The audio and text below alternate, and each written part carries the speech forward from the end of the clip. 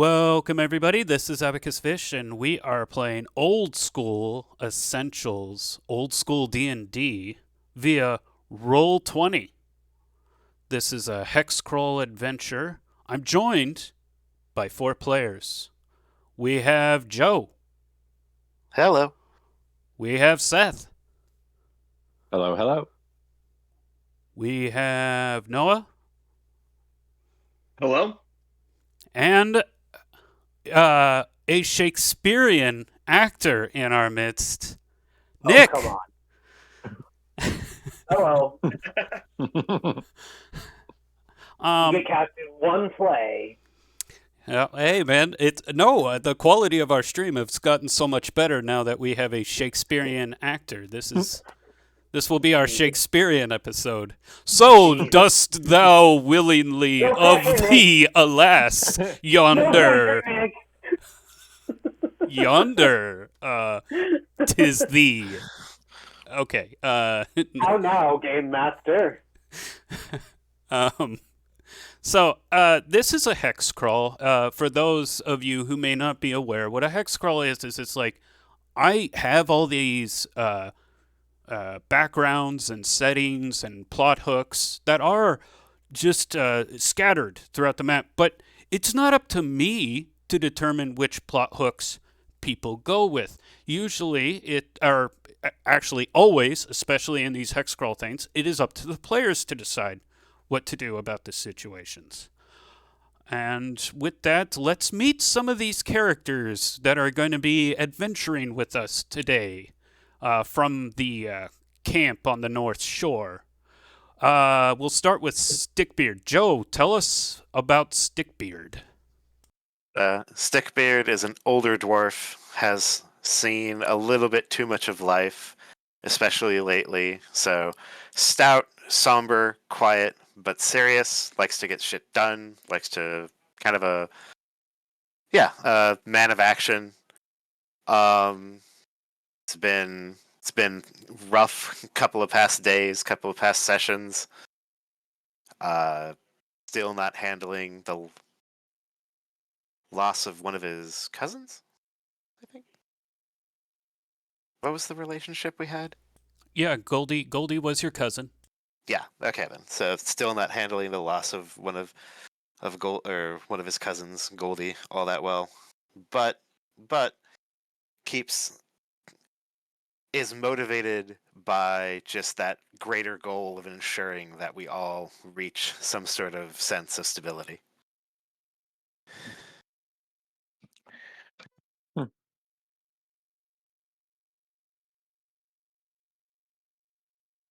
And Seth, tell us about Therum Smith.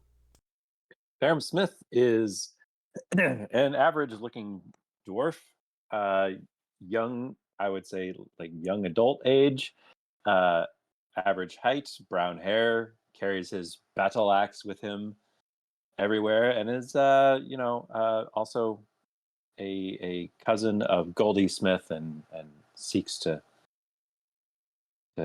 avenge her death. But very average-looking dwarf, average build, not much distinguishing about him. All right. Noah, what can you tell us about Robert Shieldheart? Robert Shieldheart is a young adult of the Shieldheart clan. He's best friends with one of the younger political leaders, Brock Halfgiant. And while and they grew up together, and while his friend was more into the political side, Robert's a get her done and sword and board type, more of the bodyguard, and he's all about protecting his people, especially now that they've been displaced to this new land. Okay, and Nick, tell us about Tamarin.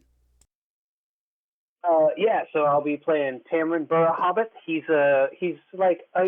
younger for a halfling, so like probably 45. And he's part of a he's one of the cousins of the was it Bear Wallow clan? Was that the name of the family? Yeah, the other halfling family, Bear Wallow. Yeah. So he's kind of he's a cousin, maybe distant cousin of the Bear Wallows, and so he you know um, catches a lot of flack for being related to them, even though he's not so much um, involved with the family as much.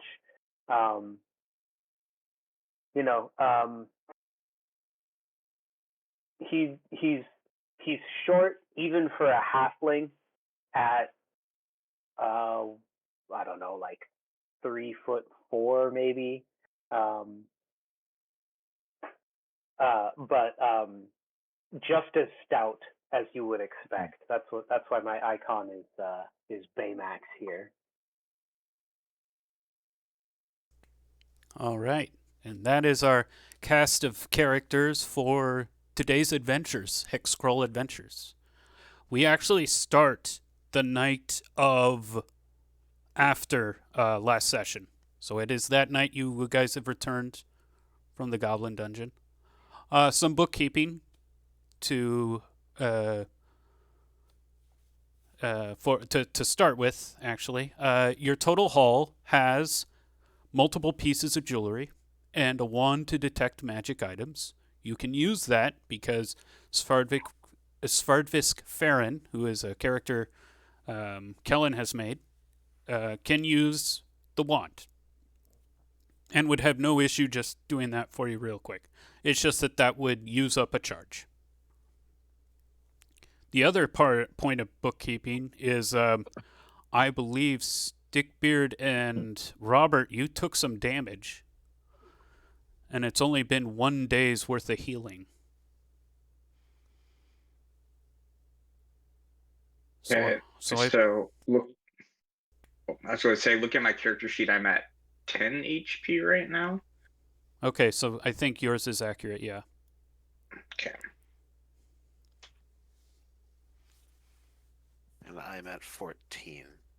Yeah, and that sounds right. It sounds right. That is below your max, right? Yep.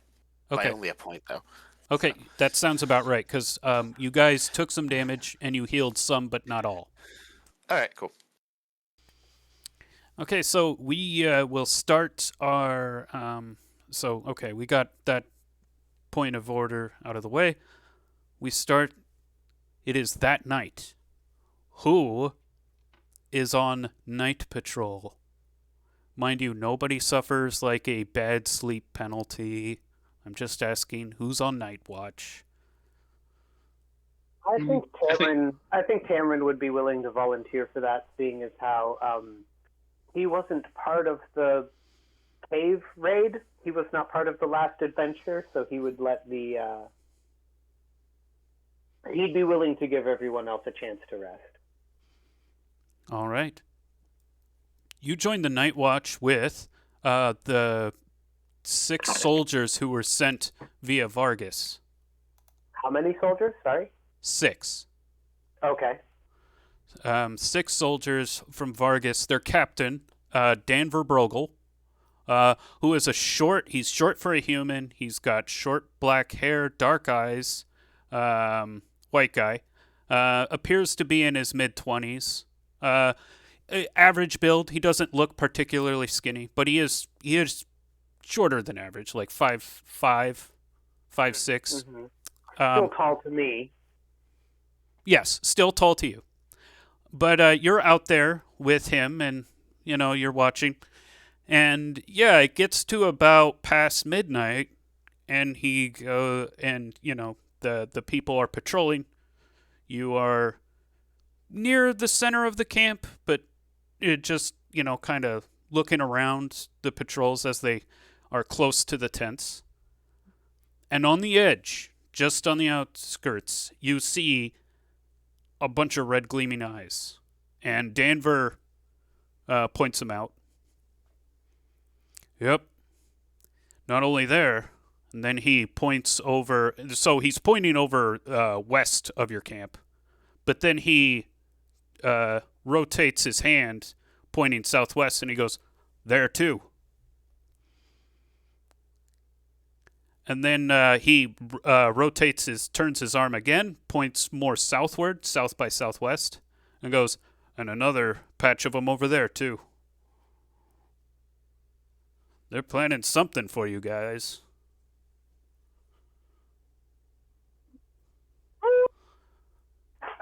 No, sorry.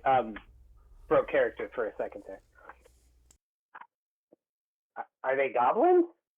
How do they get around us so easily? Well, a lot of our patrols don't go out in the middle of the night, especially in the wilderness. That's suicide. Also, seeing this many goblins roaming around is kind of unprecedented. As he, scopes out, you hear the clouds rumble a little bit, and it begins to rain. Oh, man. Just when I thought it couldn't get any worse. He pulls out a flask, takes a sip, and then offers it to you. I finish it. Wow. Roll me a constant... Wow, that's some pretty good stuff. Thanks a lot. Roll me a Constitution check. Constitution. So if I just click this on my character sheet, if I click the will that do the that didn't do anything. Isn't there a way to roll it from your character sheet, or should I just do it's appearing on your screen if you go back. There's something came up on your screen. Oh, yep, there it is. Okay. Threshold modifier 0. Apparently I failed. Okay, so you take that. You finish it, and he's kind of like, whoa. And, you hold a poker face for a few seconds before you not pass out, but your legs just kind of like start wobbling from under you. Oh, that's stronger than I thought it was. Yeah, maybe you should sit this one out.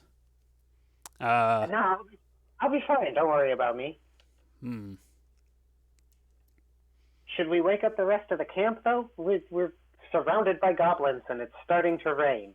This can't be good. No, the goblins aren't. The goblins probably would have attacked had we not been here. And he's pointing at himself and like the other soldiers. Goblins are extremely opportunistic and cowardly. They won't do a full assault unless they're completely convinced that they won't die. So it's usually really hard to get them to charge into battle. Though they will see the camp and they'll see us and they'll report back to whoever is organizing them and they'll come up with a new plan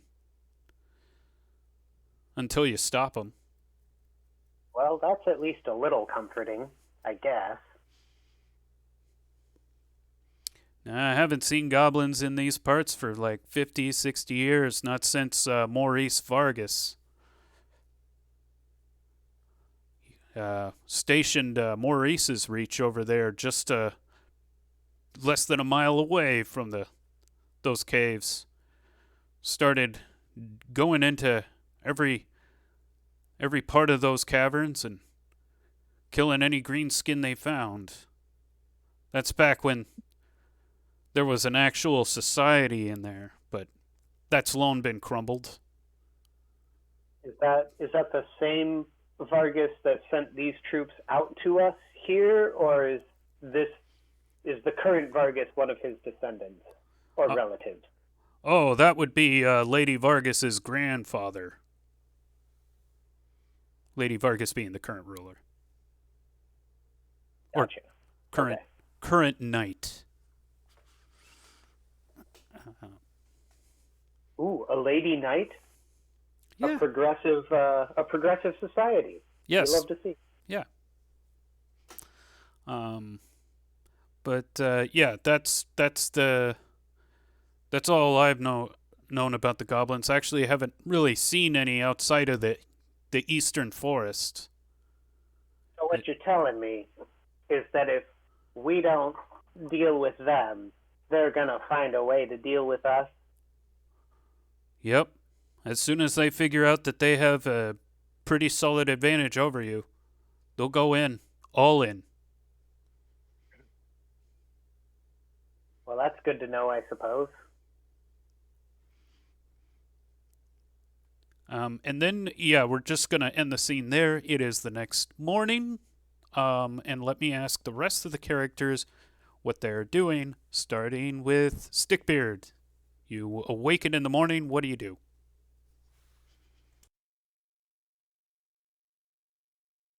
Find my mute button. And huh, wake up. Probably. Yeah, wake up. Go and visit. Go and visit the gravesite. We didn't bury them that far away from the camp, if I remember. Or Yeah, no, Goldie's. Well, I mean, you've been able to keep track of the horse too, and the Yeah. horse has been hanging around there as well. Oh, excuse me a moment. That's my dog. Pardon So, me yeah. while I handle. But yeah, wake up, go and pay respect at the gravesite, just as a little remembrance, and then talk to Tamarin about what he might have seen on the watch last night. Tamarin's a little hungover. I'll go and find that captain guy. Oh no, it's just that we're surrounded by goblins, man. It's no big deal. Ah, fuck, they're back. Well, actually, no. I was playing that kind of drunk, not really hungover. Sorry. Yeah, we're surrounded by goblins, and they're gonna find an opportunity. That's oh no. We're gonna have to fuck them up first, I suppose. Sorry, you're trying to make a family-friendly stream. I apologize. I'll edit my I'll edit my sailor's tongue. Well, it's not like we haven't killed anybody yet. No. Well, no, Well, but this is America. Violence is fine. It's naughty language that's the problem. Probably go and talk to Captain Danver then about how we could get them before they get us. Yeah, he knew something about the cave and the history or something like that. I don't know. Do you have any water? We got a lot of water. Don't worry. Okay. Okay, thank you.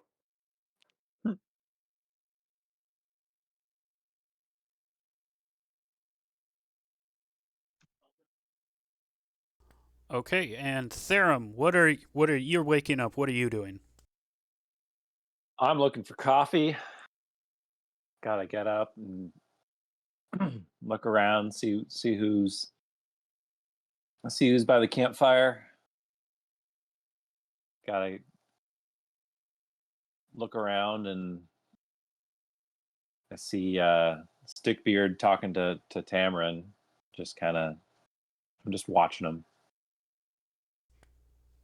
All right. So sipping my coffee. Okay. And Noah, what is Robert Shieldheart doing? First thing he does is do a big stretch because Robert's definitely sore after taking some damage the day before. Lots of fighting with the goblins. It's tiring work. I would say next he would check in on Tamarin, seeing how the night watch goes. I would assume that he went there with Stickbeard and kind of overheard that the Vargas soldiers know a little bit of the lore with the goblins. But then, with that, I think Robert wants to get a hearty breakfast in. What's on the menu this morning? Hardtack. And Nice. yeah. Definitely like lots of hardtack with some smoked meat from the hunting trip that you did like way long ago. The villagers have been able to stretch that out, especially now that hardtack is your primary source of food. Excellent. I'm gonna dig right into this hardtack. Okay. I'm gonna try to make it taste like nothing. It's a little salty, but that's basically it. That's the only flavor note to it is that it's a little salty. Salty. Aren't we all? Oh, and your teeth break. So, just as an aside here, if anyone is unfamiliar, it was Hardtack that brought this up for me. I highly recommend Tasting History on YouTube. He has several episodes that relate to hardtack, including a hardtack-centric episode. And there's like a Civil War dish called Hellfire Stew where they just rehydrated the hardtack and cooked it with basically whatever they had. So y'all should go check it out. It's fascinating. History lessons and cooking lessons at the same time. Nice. Sorry to interrupt. Please, Abacus, continue. Okay. So, yeah, you have your hardtack and your coffee sitting around the campfire.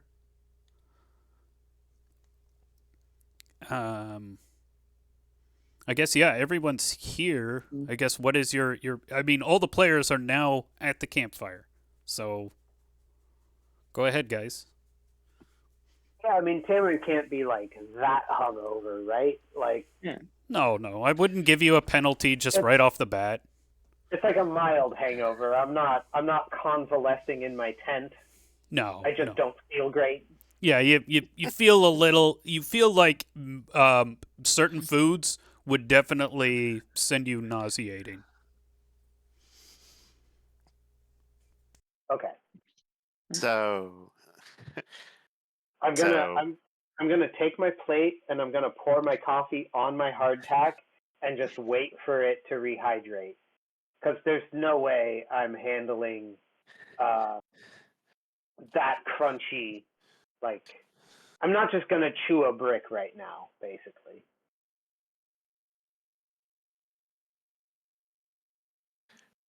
fair enough. So, I don't know about the rest of y'all, but those goblins seem to pose the most immediate threat, and we've got enough hardtack to last us for at least a couple of days.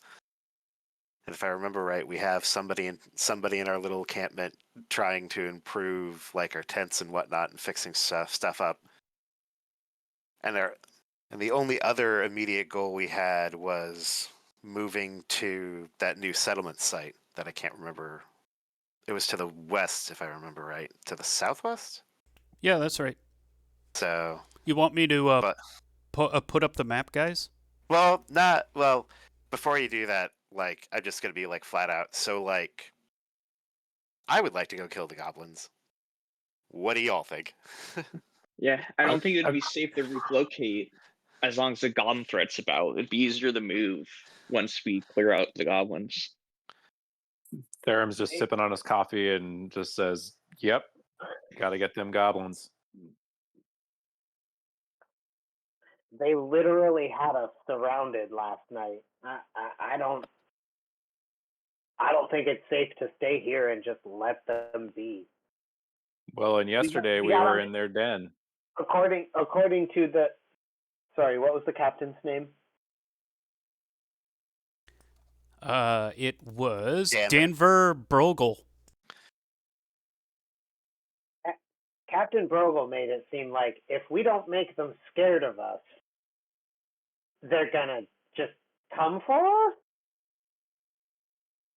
So I think we should put the fear of God into them, and by God I mean us. And wow, that's pretty hubristic, isn't it? Well, where's speaking of the fear of God? Where's Melina? She, uh, tending to Marin Shieldheart. Yeah, she's gonna be out of commission for a while. Um, could I, Nick, the player, get some context on this that maybe Tamrin would have? Oh, I don't know who these people are. no. So Melina is another player character, a paladin who was coming out with us on these various adventures, and I think she went with us to the Goblin Cave. She was part of that session. Yes, she was. Cool. And then but clearly she's not here today. And then my brain fart. Marin? Marin, that's the Marin. the human Yeah. elder of the The- village. Yeah, the de facto leader of the group is her father, Grandfather. grandfather. And Robert Shieldheart's great uncle. Yeah. Yep. Oh God, Robert. Yeah, you're right here. I'm sorry. You should be talking.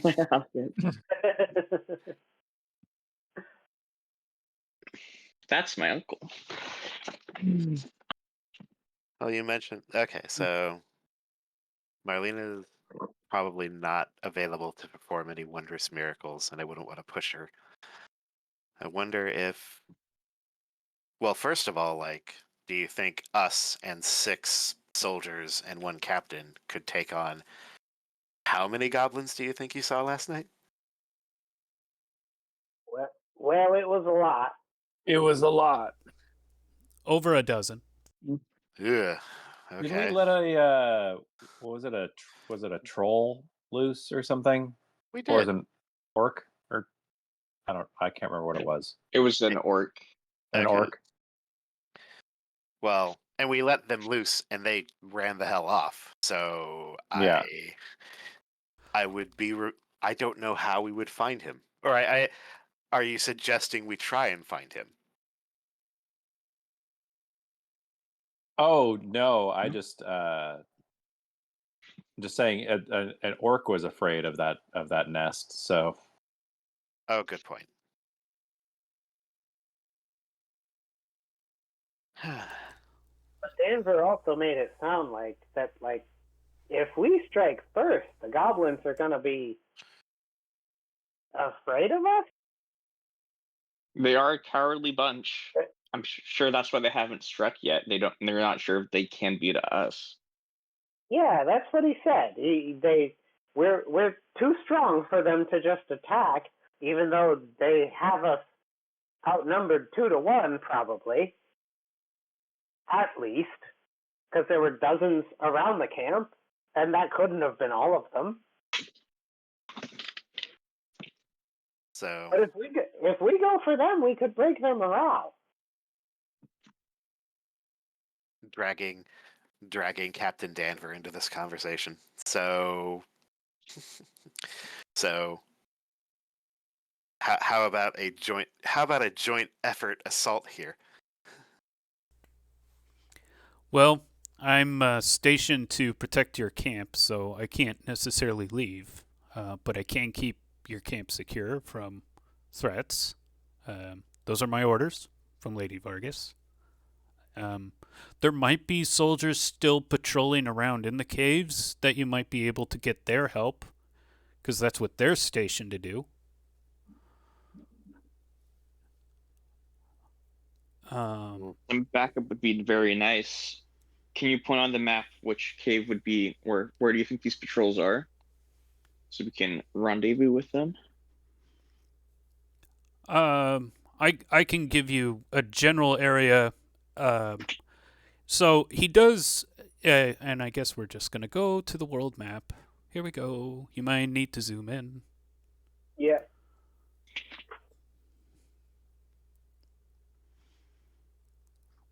So You are here.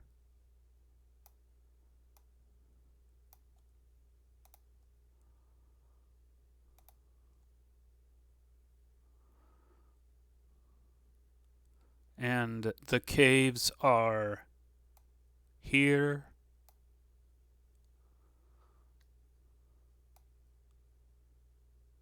Mm. Okay. About so how big is each hex? What's the scale here? Half a mile. Okay. And you were saying our camp is this one right here. Correct. Okay.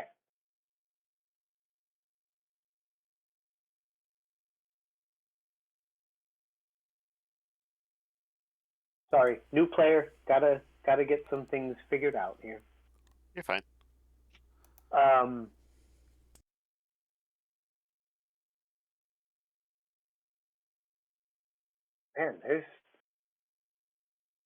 there's quite a bit of map here. Yeah, so to kind of give you a lay of the land there, Tamron, so directly to your south is a big mountain range that you can't necessarily see past. And then to the east, there is like this other mountainous ramp up that you can't see past. And then way in the east. Is that what this is on the other side of? Or Oh, no. Oh, sorry. Every M is 250 feet of elevation. So a lot of M's means it's 1,000 feet, which is a mountain. oh, okay. So when I'm looking at the colors here, that's kind of an elevation. Well, no. No, that's this vegetation. vegetation. Okay. Okay, I see a very large mountain over here, but then we've got a smaller rise over here. Okay. And then way in the south is this giant peak. It's well over 1,000 feet. It's probably like 3,000, 4,000 feet in the air. Like it's way south, way south. Oh, that's way down here. Yep. Gotcha. But that's all you can see from that area, only because it's such a striking feature in the landscape.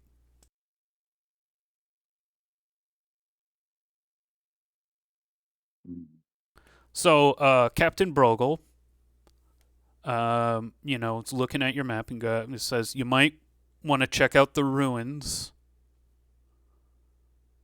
It seems like a good staging area. There's not anything there like that would be dangerous, would there? He's asking. And the ruins was this spot that you pinged earlier? Those are the caves themselves. Those are where the goblins are coming from. And it's the Ruins are ruins the here. spot that's... Yep. Okay.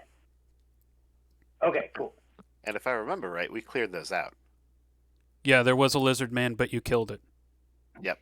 So You go well. Then- Then that would be a perfect place for a goblin to set up their stage. Huh. If maybe there's we should go nothing, if there's nothing there, if it's been abandoned, goblins aren't above squatting in places. Maybe we should go there and sabotage their camp.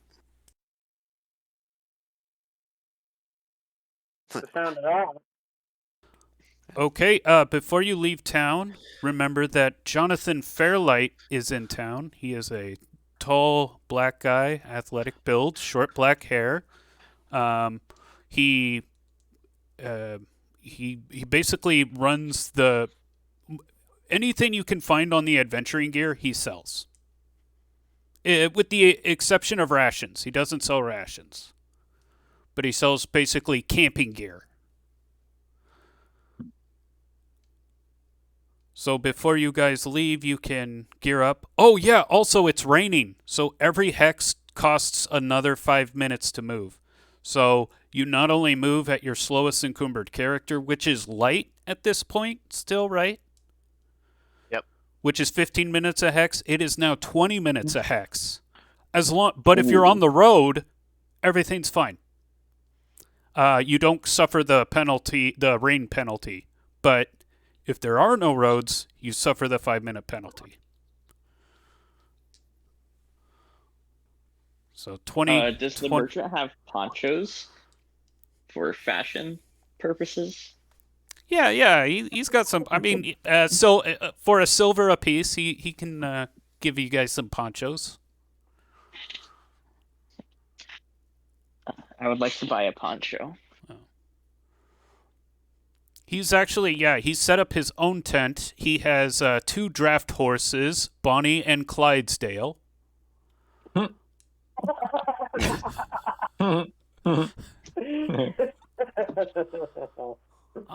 he also has his little mouse friend, Mr. Man. So yeah, he's been hanging out. Yeah, he basically has set up shop here because people need little trinkets here and there because you guys are a fledgling campsite. It's been very profitable for him as the various villagers buy like camping supply, much needed camping supplies.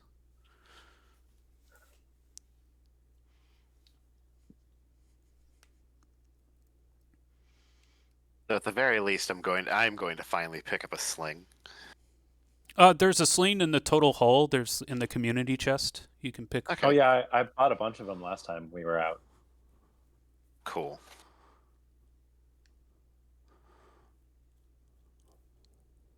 Yeah, I had wanted to. I noticed that in the total haul, there's something like 6,000 gold. So I figured y'all would be willing to. There shouldn't be too much of a problem with me using that to get a set of thieves' tools. Yeah, it's fine. Your character should have started with some amount of gold for character creation too. But yeah, if you didn't have enough, yeah, that's fine. and that's exactly what happened. It's like it was a choice between buying thieves' tools or armor, and what Abacus was telling me, what Cliff was telling me was that like, well, your merchant would probably have thieves' tools, but not armor. So I made the choice to buy armor at character creation, and then see if I could crowdsource the thieves' tools. Oh yeah. Yeah, I'll sub to your Kickstarter. Kickstarter.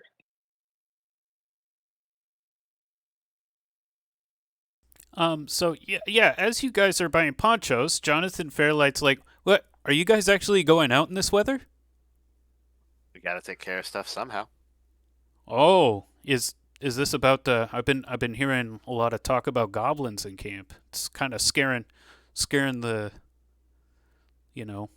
the simple folk around here. Not like you, brave, tough adventurers.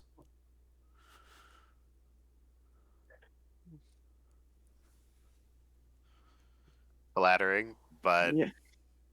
it's either us go out and try and deal with them directly, or wait for them to feel confident enough to attack us. And I'd rather the former.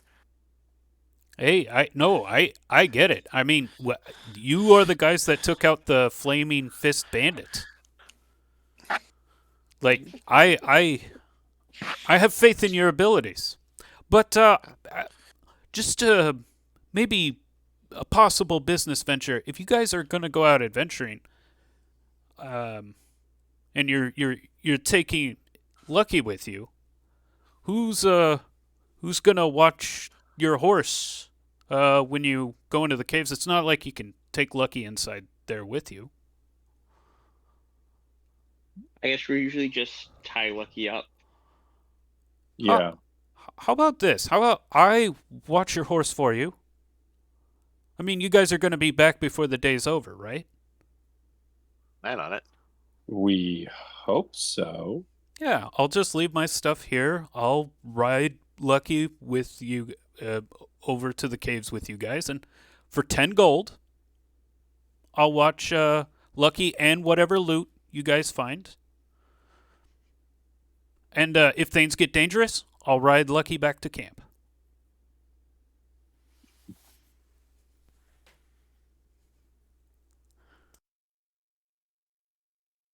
Yeah, I'm willing Was to this, invest in our local who is this again? businesses. Jonathan Fairlight, he was the vendor you found on the streets that was Okay. selling camping supplies. Yeah. Yeah. So far he's been trustworthy. So yeah, why not? Yeah, I mean that was going to be my question. Do we have any reason to distrust this person? Like, have they been shady in the past, or like do they kind of owe us a favor? Or is it the sort of thing where it's like it's like If our y'all have played a couple of times, and this is my first game. So is this person, was our interaction mutually beneficial previously? That. Yeah. Yeah. He has hype man energy. Like when you introduced yourselves as the guys who defeated the Flaming Fist bandits, when that happened, he said, "Hey everybody, it's the guys who, destroyed the Flaming Fist band." So yeah, you get this like fanboy energy from him, but maybe more subtle than that.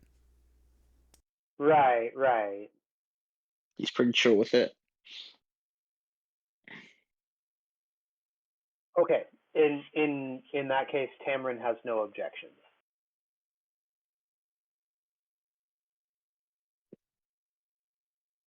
Let's go for it.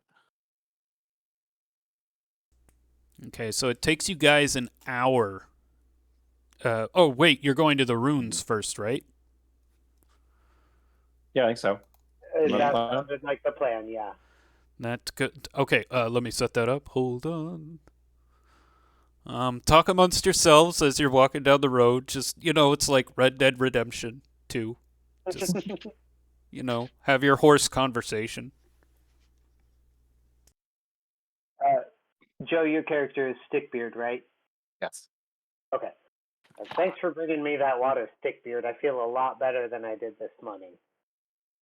You looked a little paler. So so out of character. Nick is Nick's character related to the two guys who made a ruckus for us at that one bar? Distantly. They're like second cousins at least. The Nathan and Ethan maybe like Bearwallow? Yes, those those fucks. so like Cameron definitely knows the family tree and just how distantly he is related to them. I, Cameron's player, am unsure of that, but at least second cousins, maybe third cousins. Okay. There's probably a once or twice removed in there, because that shit's complicated and I don't really understand it. Personally, anything past cousin is still just cousin to me. Like, I don't need to make it more complicated than that. My cousin's children, who are adults now, which is fucking weird, but I just consider them cousins personally. So a Hobbit, I'm sure, has a very hierarchical system about it. Oh, I just wanted to shit talk him. That's all. It was Nathan and what? Ethan? Yeah. Nathan and Ethan. So like Yeah, those guys suck, man. And then rolling back into character, this is the first time where Stickbeard would have had to deal with them somewhat personally. So it's like, well, have you had to? Tamron, have you had to deal with their drunken belligerents in the past? Well, thankfully, no. But man, they have that reputation. They just go in. They have too much, and then when they get tired, when they think they're not having any fun anymore, they just destroy the place and leave, and hope someone else will clean up the mess. they're just Ugh. they just suck, man. Like there's no they have no respect at all. I have half a mind to tell Lady Vargas that if they ever come around again, that she should just feel obliged to deal with them personally in the best way she sees fit. That would be hilarious. They've never faced consequences in their life. Can you imagine the first time it happened to them? They wouldn't be able to believe what's going on.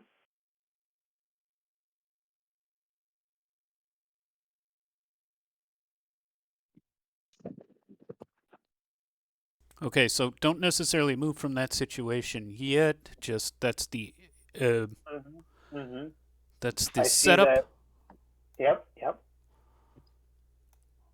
I'm just getting things set up over here. But yeah, that's Yeah. kind of what you have. You have a gate to the east and a gate to the west. And now that you're actually out and about here, Tamarin, these ruins look super old yet incredibly durable. The fact that it's still standing is kind of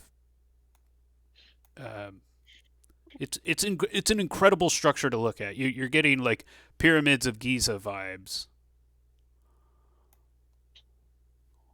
Giza exists in this fantasy world? What? Yes. Don't think about it too hard. Geometric shapes exist in other worlds? You mean pyramids are sturdy structures all the time? Therum, Okay, you hear chitterings.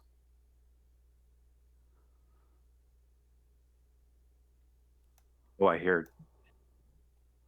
You hear chitterings from inside this tower. Okay, if we can pause for a sec for Sure. some player knowledge here, could each of you just ping your characters so I know which is which? Just ping your icons for me. So this one is Stickbeard. The Okay. the helmet. Kind of dwarven helmet look. Yeah. And this one's Therum. All right, you've got this Viking thing going on, and then the sword and axe croft would be Robert. Robert, yes. Okay. Cool, thanks.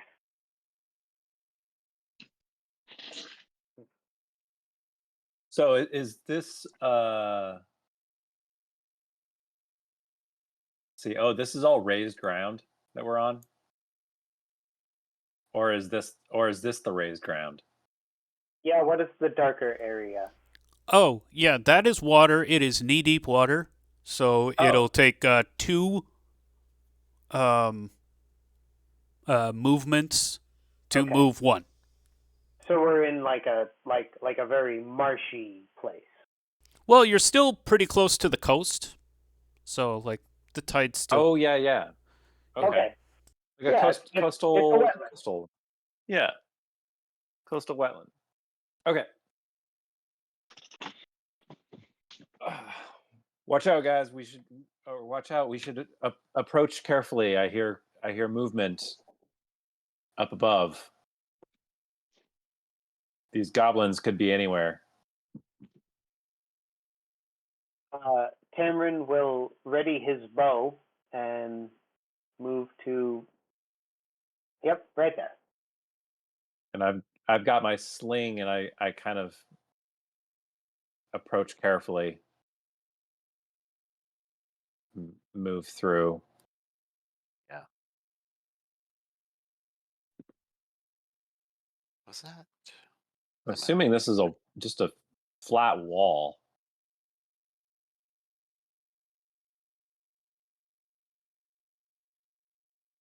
I guess I'm going to go around.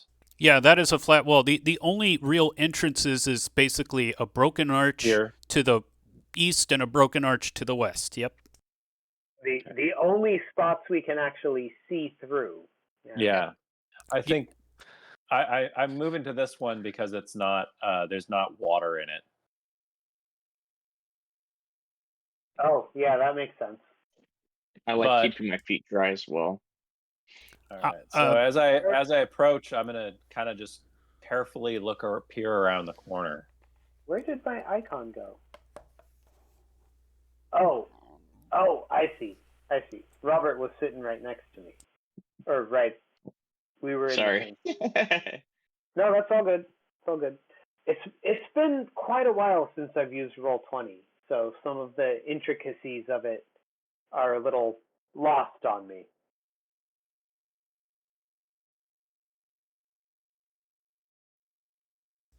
All right.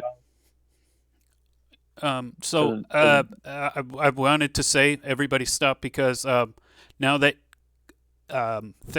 since Therum has pointed it out, and you guys are like listening real closely, you can hear the chitterings, yet only Therum and Stickbeard can actually hear what's being said.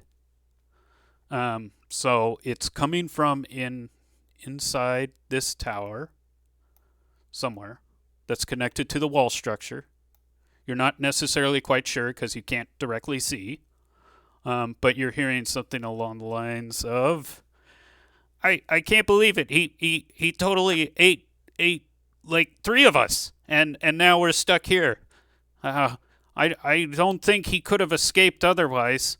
Nah, he probably ended up in the forest. This is what we'll do. We'll stay here the night, and then instead of going back to that camp, we're gonna go to the forest and make that orc pay, because he can't just be eating us like that.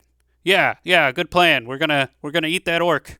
We're gonna yeah, that'll show him for trying to eat us. Yeah. Okay, well, we should probably get some shut-eye. Yeah. Do you guys hear anything? No? Hey, who's watching the entrance? I thought it was you. No, it's you. Okay, I'll watch the entrance.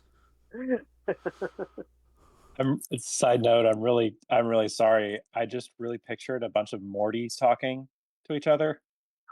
Actually, I'm going for lemon grab.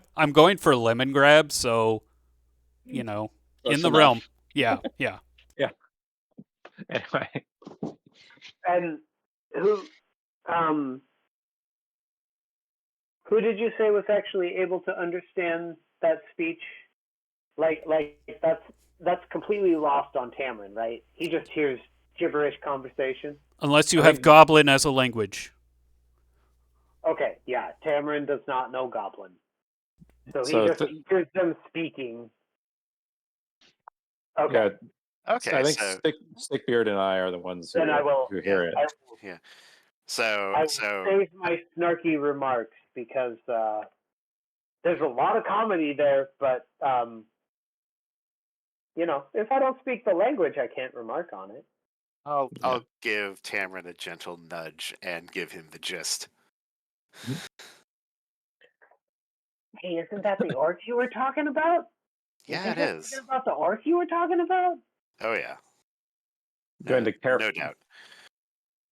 carefully move across, make sure I get a full view before I walk in, and then I'm gonna proceed in. My sling in.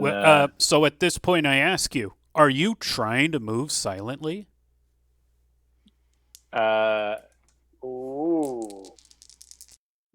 I'm not putting.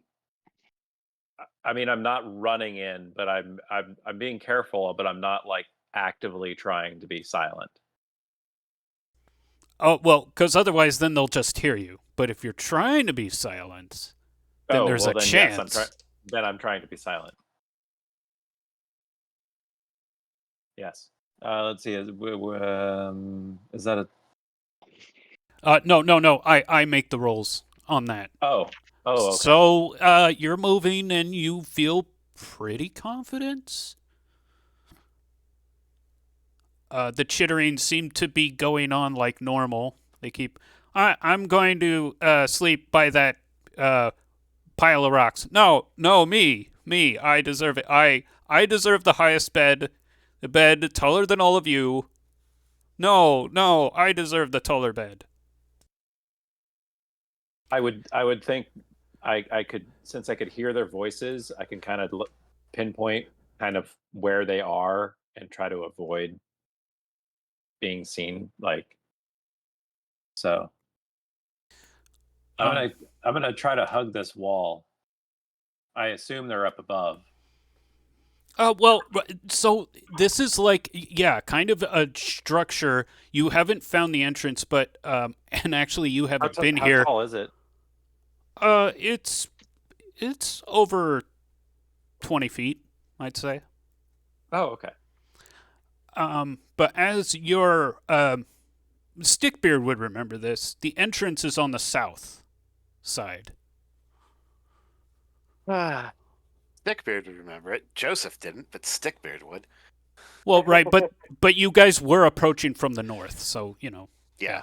Yeah. So also, Therum, you also hear, "Hey, be careful! You almost knocked over the boom boom. You don't want that to go down. Oh, what are you trying to kill us all? Stop it! No, we can't have a fight in here, guys."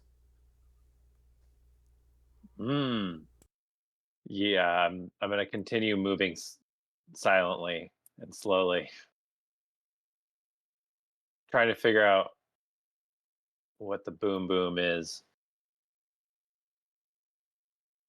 I would assume dynamite. I was thinking shotgun, but that's technically a boomstick.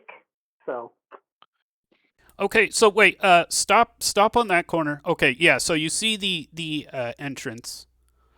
It's just on the south side. Yeah. Okay, Noah, you're trying to move silently. Do you want to follow Stickbeard? Sorry, I'll stay right here first. I'll wait. I'll wait a sec. Okay. Well, that's Therum. Oh, sorry, Therum. Stickbeard is behind you. Sorry. In fact, So I got the icon. I get the icon mixed up. no Because problem. they're both the helmets. Two dwarves. Yeah, Got it. 2 dwarves. Sorry. 2 dwarves.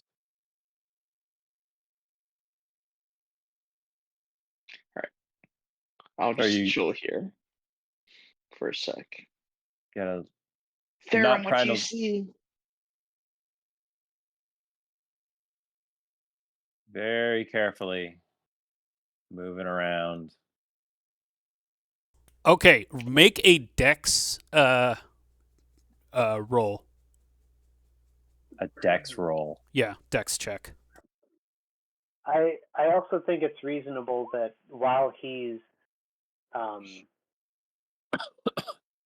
Okay, so move a hex back. Actually, move. we wouldn't send him out here completely on his own. Like we'd be backing him up fairly close. So you're trying to move silently. Yeah, I think the rest of the group is following behind. Well, let's But like do in this. PCP. Let's do this one at a time. So, Okay. is it Tamron? You're going first. Sure. Okay. All right. Yeah. Let's see. Move silently. I'm looking at my character sheet because that's a thing.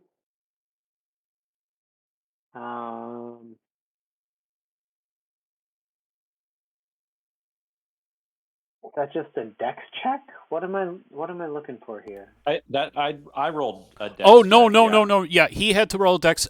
No, you don't. I make those rolls. Oh, okay. Okay, cool. Yeah. So, anyways, what does happen is, so is sequence of events. Yeah, everybody's about there when, Therum, you kind of like poke around the arch and you see like the ear of the goblin and are able to catch yourself and start tilting back. And you're like listening very carefully to see if like there's any reaction. There isn't. Then,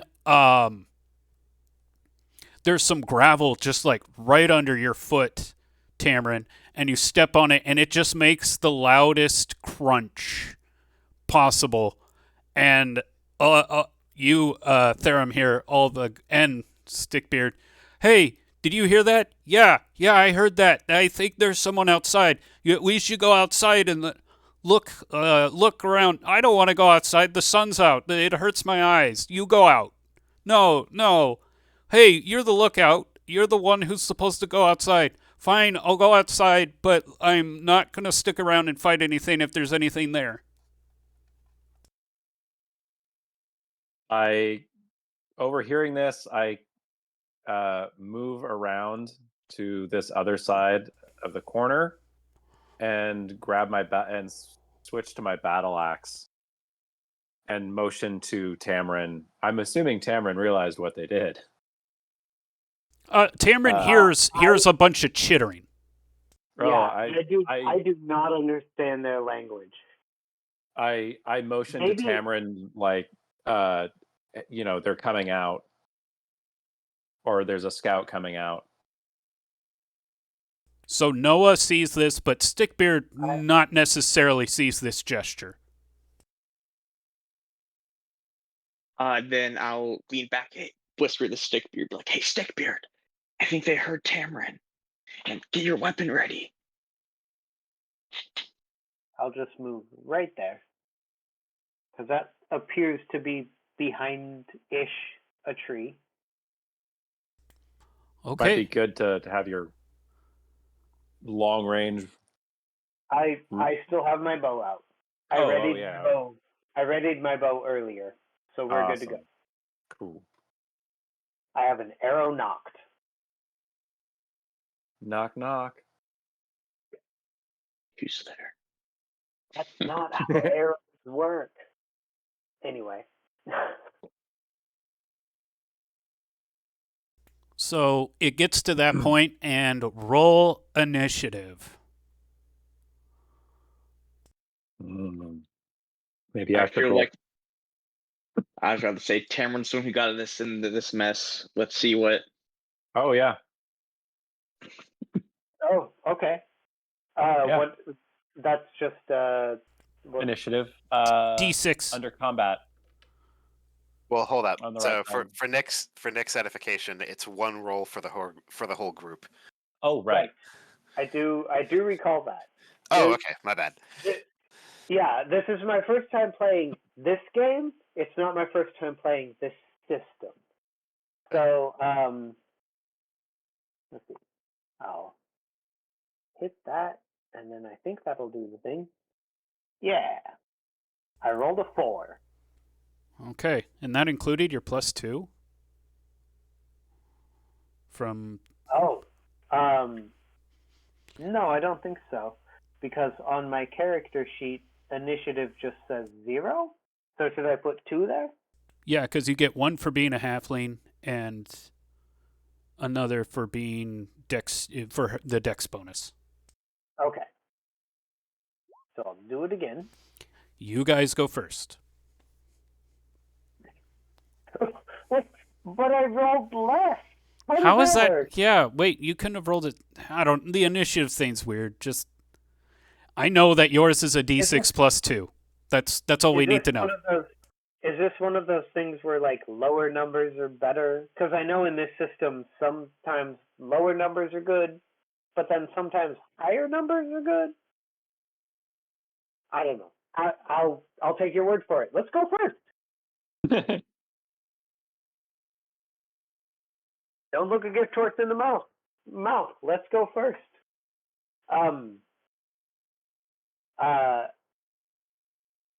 Therum?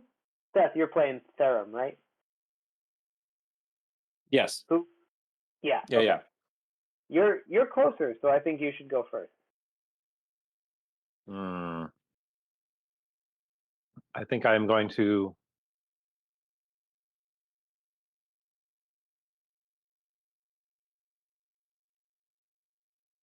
Let's see.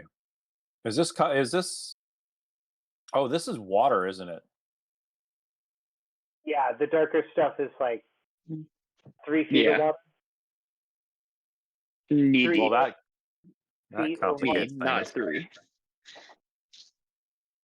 Oh, I see. There's a little ear right there. Okay. I'm going to jump out in front of this guy and take a swing right at his head. Give me a roll. I assume he is surprised by. Not he is a little shocked that you're there, but he was kind of expecting trouble. He has a spear and a shield out. Oh, yeah, he is though. Like very. What an unfortunate roll. Yeah. Next team member, go ahead. Whoever wants to go ahead. Therum, he comes in and he hits it with the axe, but the goblin, ducks right under it. Question: is this part like against the wall count as water? Like right here? No, you can walk along the Jeez. wall, and that's like normal. That's like dry land. Perfect. I think I'm going to go next. Let's look at my.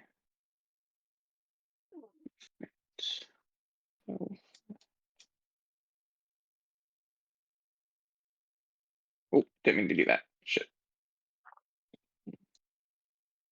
And I'm just gonna walk along the wall, and then I think I'm gonna do a good old dash.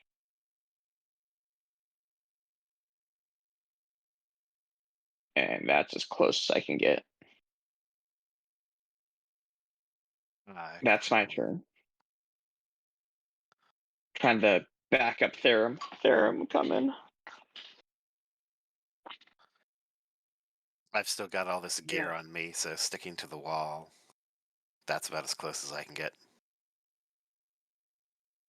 Or actually, no. Yeah, dashing. Hooray, double movement. There. All right. So if I move here, do I have a shot on this goblin? It kind of looks like it. It's like right around the corner. Yeah, that's the question. Like line of. Is he behind this corner, or can I see him? Seth, do you want to move Therum back as just like a line of sight test? Real quick? Like move it behind the Stickbeard thing? Or like way back behind Stickbeard so we can see if Therum. I mean, not Therum, Tamrin. Oh, I see what you mean. See what you mean? Yeah. Oh, yeah. Yep. There we go. Yeah, there's total line of sight. Okay, perfect. Yeah. Okay, so cool. yeah, move Therum back. Yeah. Great. Okay, so I will shoot him with the bow that I have ready. And I think if I just click this die icon, that ought to do it. Yep. You get a +1 for short range bonus. Threshold modifier, so I would put 1 in threshold modifier. Is Yes, that correct? but it's going to incorporate your halfling bonus too, right? It should. Hang on, let me check something real quick because I already put. Yeah, I already put 1 under plus attack on the character sheet.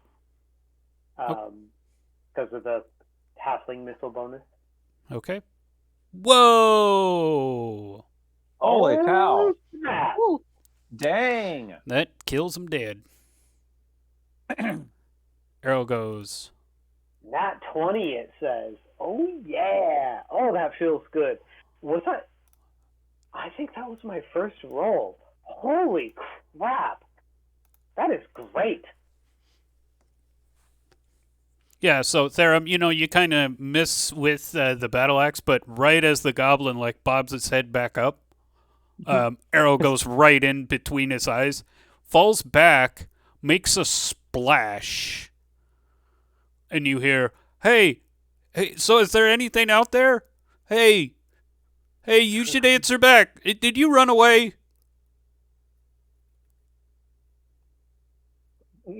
That was their action. Your guys' action.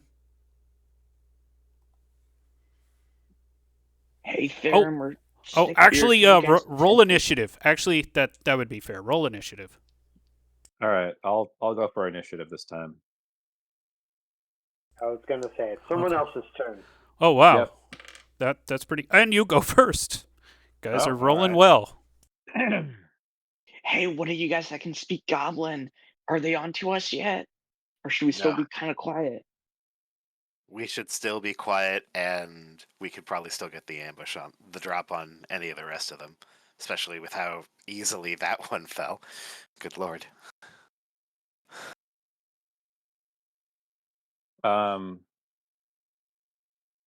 So yeah, I'm gonna step back over here and try to poke my head around the entrance. Do you need to do another dex check? Like they kind of know that somebody's outside, but Or at least suspect. I would say at this point they are very suspicious, and so there's not really a basically as soon as they see the side of your head, they know that the jig's up. oh, okay. So I'm gonna jump to the other side of this entrance then, since they kind of already know what's happening. Okay. So I just quickly pass by the doorway to allow my comrades to kind of fill in. Okay. Yeah, Yeah. are we stacking the doorway? I'm Do sorry, we what do was a that? breach? Are we stacking the doorway? We're going to do a breach real quick. We could also. There's that. I did get a quick glance in there, and there's that like dynamite thing back there. Cameron, do you want to blow this joint? You got the sling skills or the short bow skills. I mean, the bow's not.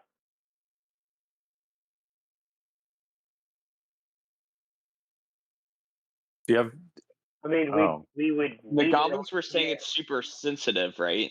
It's a red barrel. You shoot the red barrel. Oh. I'm guessing that's. I mean, I'm I feel guessing. like we would Yeah. need to light an arrow on fire at least, but I have a lantern and some oil. If you want to team up Ooh. on this. Yeah, you could do. Yeah, clever. okay. Yeah, this I sounds guess fun. let's move into this door right here, and you can get on the space in front of me. And So, I okay, guess I'll use so my. my main question as a player is, how is Tamrin gonna navigate this water? Because like Well, it's only waist high water to a you know, human like character is gonna be almost you can too hug the deep for wall. me. The wall's pretty dry. We don't get the movement penalty from hugging the wall. Well, Eh, also this looks like dry Oh, land, okay. doesn't it? So yeah. I was Yeah. saying he could just hug this wall, move through us to right here. Yeah, and you can So pass through characters without penalty. if I go right there and then Yep. And then make right here next. 90-degree turn to here. Yep. Okay. And then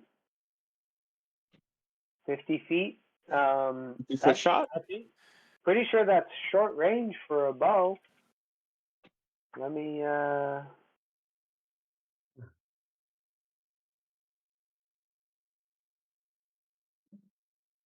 Let me just check real quick. Yeah, it is.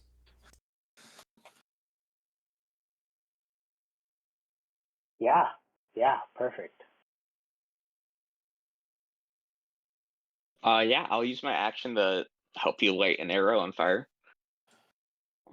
Okay, so yeah, you use a move action, basically, and an active action to light the arrow on fire, and kind of basically like, Tamrin, you have it like oiled and like knocked and ready to go, and then yeah, Robert, you just you got like I don't know, like a torch or something, and you just Whoosh. yep, whoosh, and you take your shot. Mm-hmm. I guess that'll need a roll. Oh, that's the wrong one.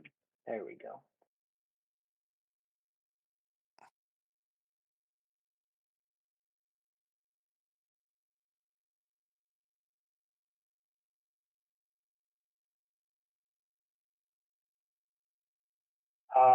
And let's see. There's no threshold modifier for that. +1 from short range. Oh, okay, cool. Okay. Hey. So yeah, again, pretty good roll. You shoot it, goes Okay. right in the middle of it, and the fire actually turns red, like almost blood red, and then kaboom! Rolls strength check, Tamron. Strength check. Yes.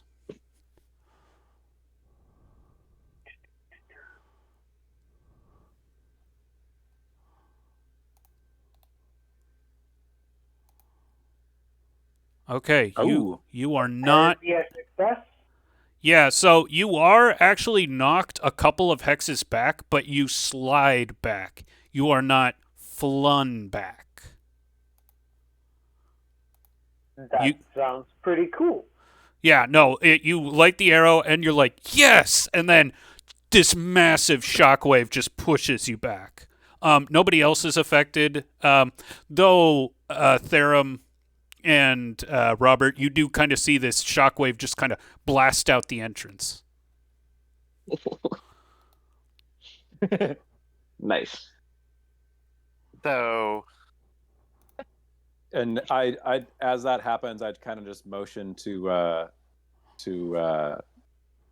shield Robert and just say, after you. My pleasure.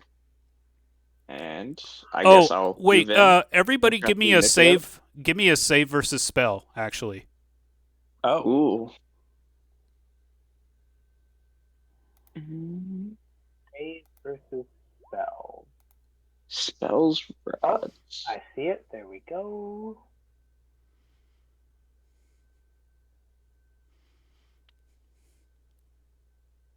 Apparently I failed. Okay, so everybody but Therum. So Therum talks, but all anybody else can hear is hee, hee, hee. are you intentionally like Oh, cutting out, or is that crisp destroying your long beep? I think Discord's having fun with it. But yes, Okay. all you guys can hear is a ringing. Okay, so okay. I just kind of motion to Rob as well, Like, as I'm holding my axe, like after you, what are you sort of thing. saying? If Can you you'll- repeat that? What's up? I need to use the restroom. I'm gonna go do that real quick, and I'm gonna keep my headphones on. I'm just gonna mute my mic. So keep playing. I'll be right back. All right. Well, I'm gonna like noticing rub my that head a little Rob bit. is. Oh, I'm sorry. What? Oh, I was just saying, like, I'm rubbing my temples a little bit. Oh, okay. Noticing that you're not quite getting what I'm meaning, I just kind of like go in myself and move around to the other side of the doorway. All right, I think I understand that we're going in now, so I will Yeah. move in behind you, kind of tripping around a little bit. I've already used one action to move up to this corner. Since I'm not attacking, what I want to do is get over here and reach out a hand to Tamron to make sure to get him out of the water, since he is so damn short. But that would probably be about it. Okay, so you're hanging by the entrance with Tamron. Yeah, and making sure he doesn't drown. Right.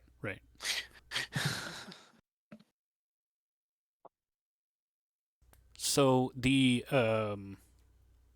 you go in, and so yeah, the remnants of the barrel are there, and there's like just this black powder burn on the floor, and yeah, the remnants of a goblin that is thoroughly exploded.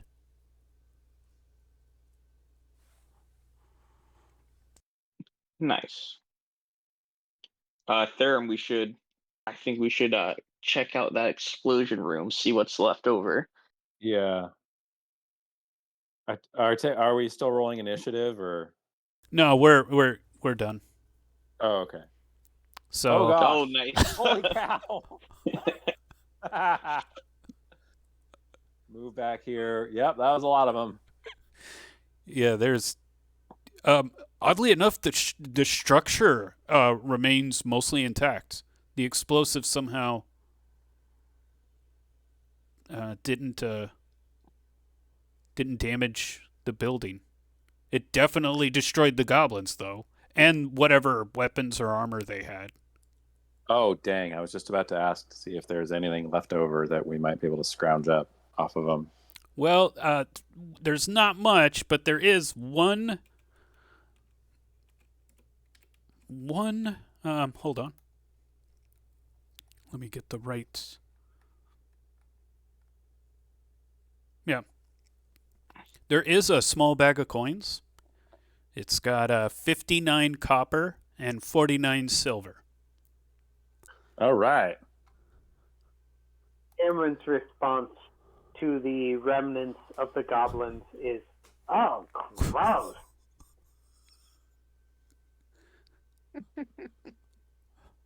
Yeah, you can tell based on the splatter pattern, like where they were standing when all the bombs went off. Like it is. It's like the shadows on some of the remaining walls at Hiroshima. Yeah, a little bit like that.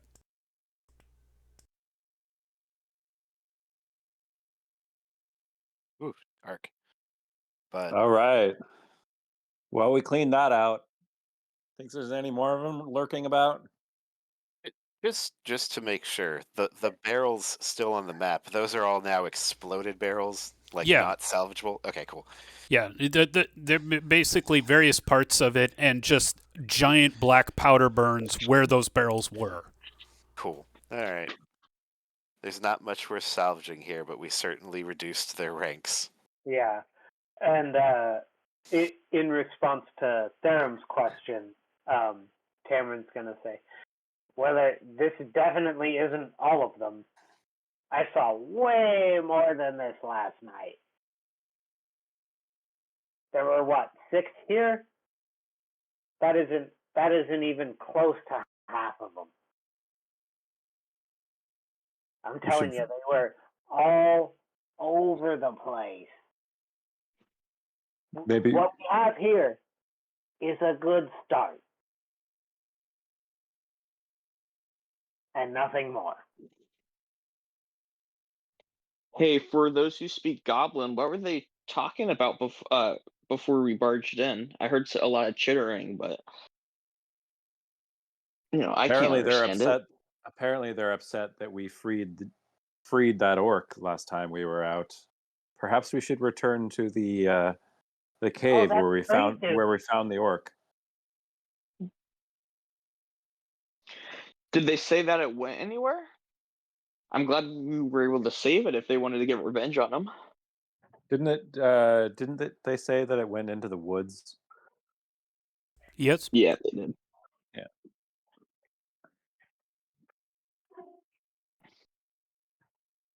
Perhaps we should go into the woods and thank our newfound friend. Do you think we could communicate with him at all? I know last time we saw him, he was a little ravenous, but he didn't attack. He might remember us after our act of goodwill. And if he's hungry, you make friends with him by bringing him food.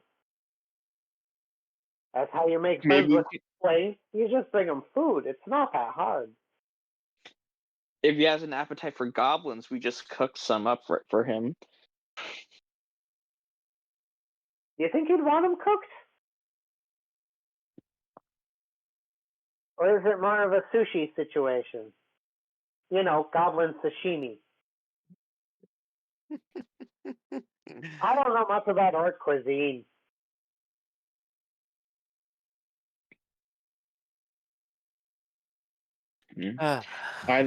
Either way, the cave that these guys were coming from isn't far. We could, if they've been gathering explosive barrels, maybe they might have some in there that we can use to sabotages their plans as well.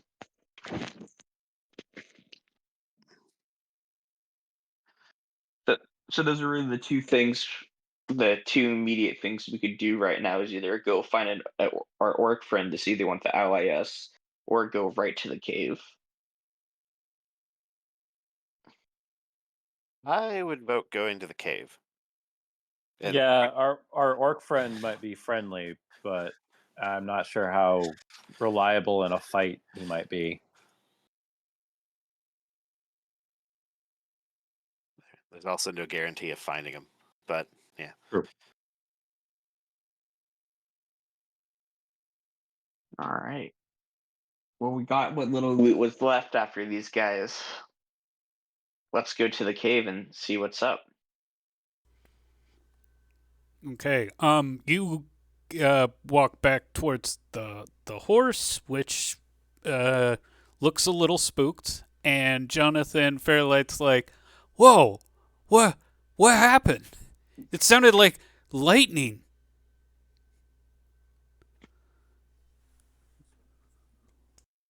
More fire than lightning. We just blew some stuff up. Yeah. They have exploding barrels. And I'm pretty sure you think it sounded like thunder, not like lightning. Just You know what I meant. don't mind me splitting hairs. That's just what I do.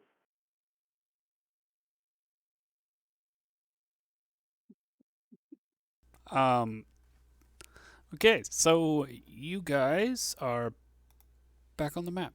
So when it comes to the getting to the cave system, you could go the way like you guys are going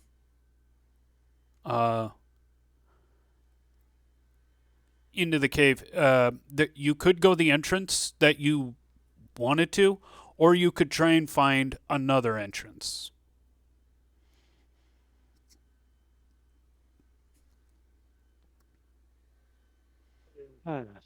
You do have the idea that there must be multiple entrances based on how the goblins have been able to move around.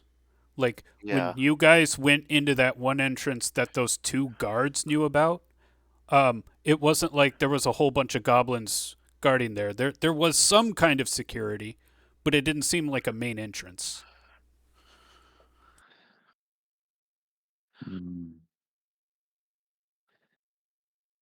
But that would take investigation and stuff. So we're Look, here, right? Yeah. Look, they weren't expecting us at the ruins. I have a hard time believing they'll be expecting us at the entrance to their cave. I think we should just run in there and create as much havoc as possible. They'll be terrified.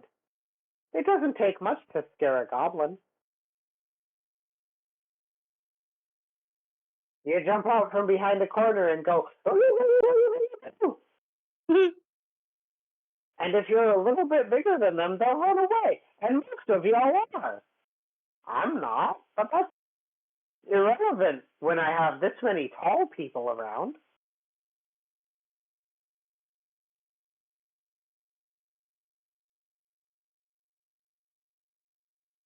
Yeah, but this is their camp. They might not be as afraid when they're all together.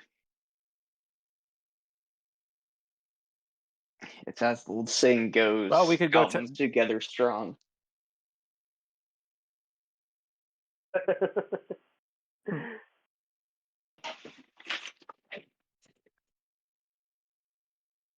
So we just go through the entrance that we know about, because there's still plenty of unexplored places in that cave.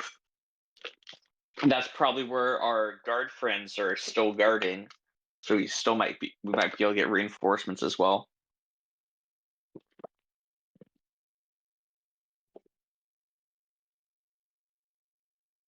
Hey guys, I gotta take a phone call really quick, but yeah. Oh yeah. I've got my sling, and I'm just, if we run into trouble, I'll thwack things as needed. All right. Alright.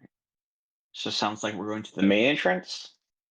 Or the one we know about, I guess. Not main entrance, but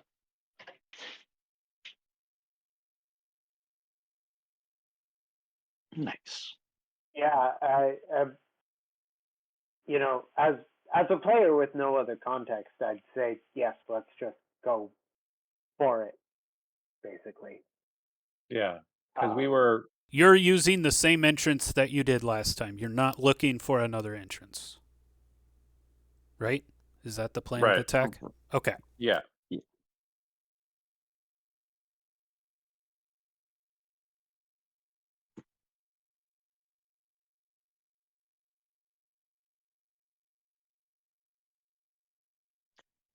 While we're waiting, some roadside talk. I wonder if the goblins heard that explosion.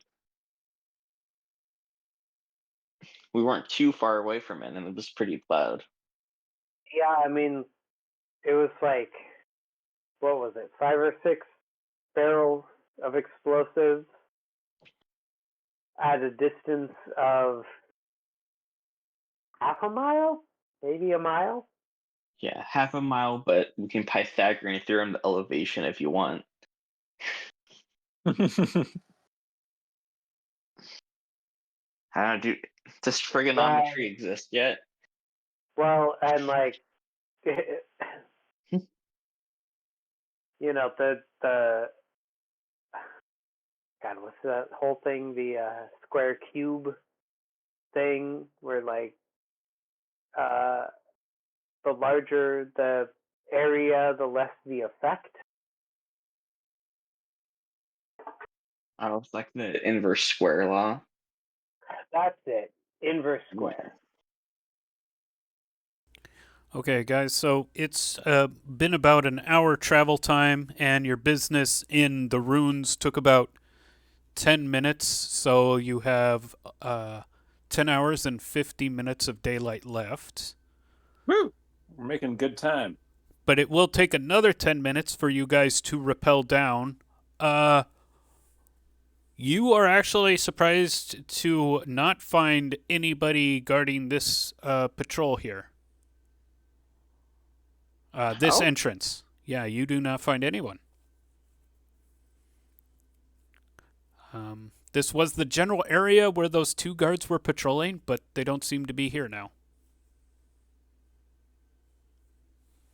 And are we inside the cave or are we right outside it? Well, so like this is kind of like where the cavern start. I mean, the other map was kind of a encounter map in that area, but that was overland, so to speak. Oh, I see. Like you guys are, remember they took you to like this fissure, and you kind of had to rappel down 20 feet to get to this area. Oh, yeah, okay. Okay, so just what the green areas on the map, what do those represent, and what do the brown areas represent? The brown areas are stone ruin work that look very similar to the other tower. Oh, excuse me a moment. Let me just mute myself so I can.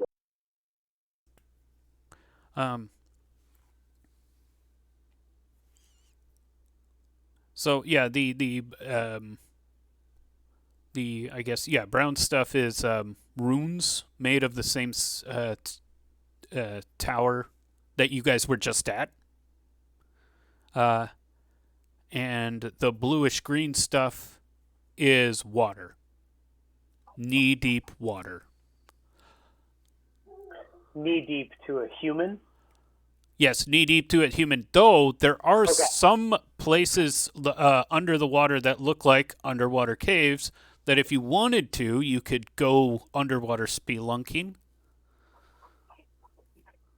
Oh, yeah, nothing dangerous about that. I don't think my poncho's cut out for that kind of swimming. And the chainmail too, but more importantly, the poncho.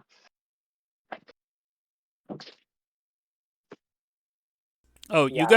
you guys paid for those Poncho price. ponchos, right? You guys paid for those ponchos. Those were a silver Ponchos. apiece. They were a silver That piece. Let let me. I forgot to take off the silver.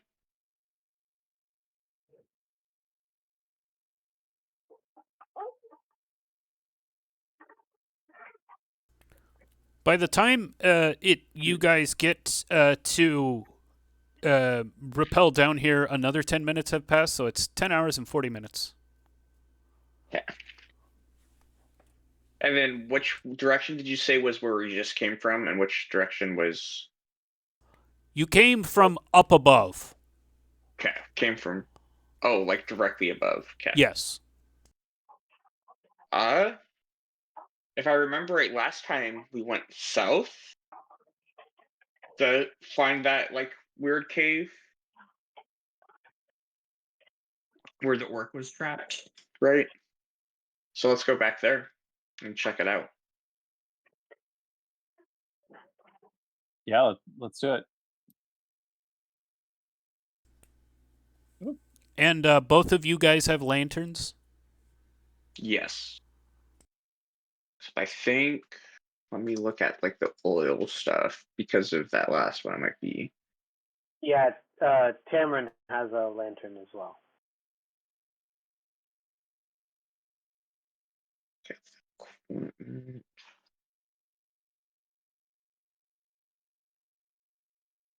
Oh man.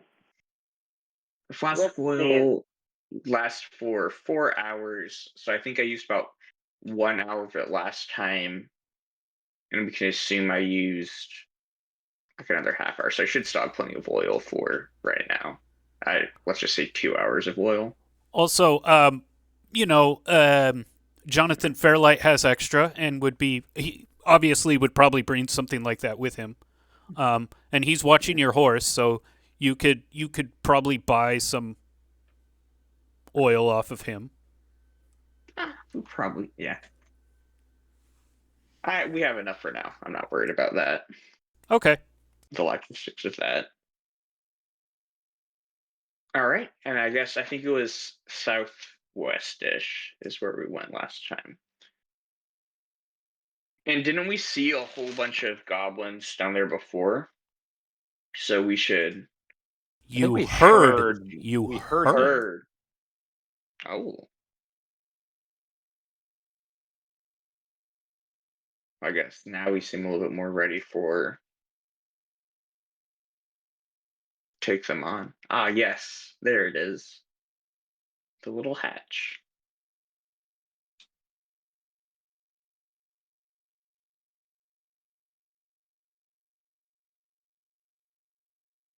All right, this is where we heard the goblins last time. Are you guys ready? It's going to get pretty rough in there.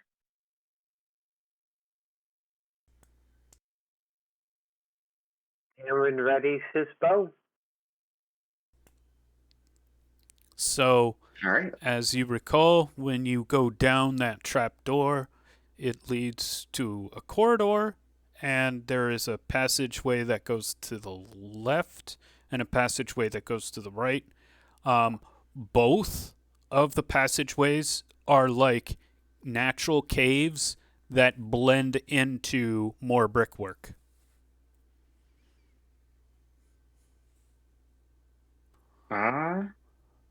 Left is law. Left is where you went last time. I guess discussing with the team is our goal to find those goblins now that we're more ready to fight them. And then actually fight them. I seem to remember it being like a really open room last time that we found. Like a chamber of some sort that had a bunch of noises coming out of it. So I don't know. We could go right. We can retrust it. Huh? Well, Go right, see if there's a different way. Yeah, we could. At least see where it goes. All right, let's check out the right path. Okay. That way we don't miss something that,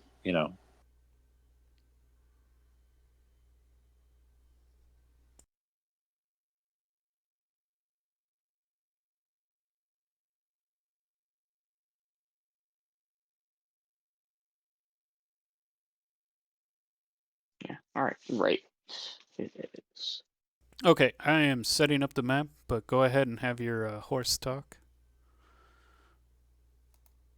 I thought we left Lucky back at camp. You know what I mean. Though it's actually just you guys looking over a ledge and talking. So I don't know. Cutscene. See? Like, wow. Oh, wait, no, I got it. You guys are crawling through vents because this is something I learned. Developers like those sequences because you have to render less. So the next time there's a anytime you need to like crawl through a crevice or something, like they're just hiding a loading screen. Yes, that is what's going on right now.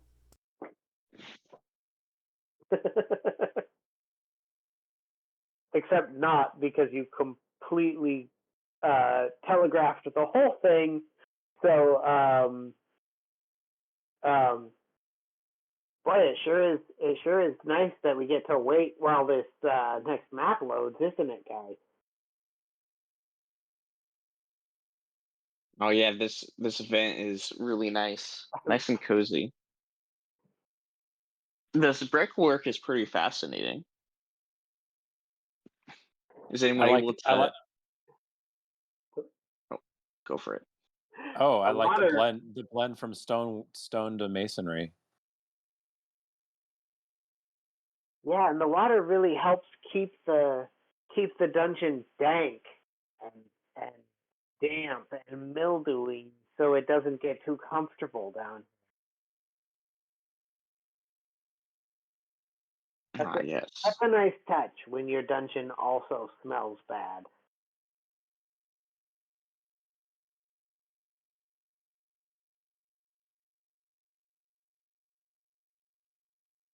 You know, can't dwarves like detect the different types of construction?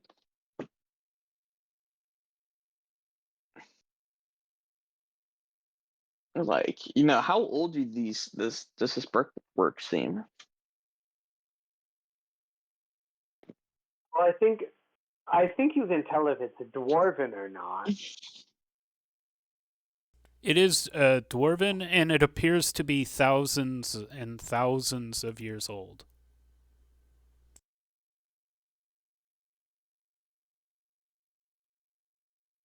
That's pretty fancy.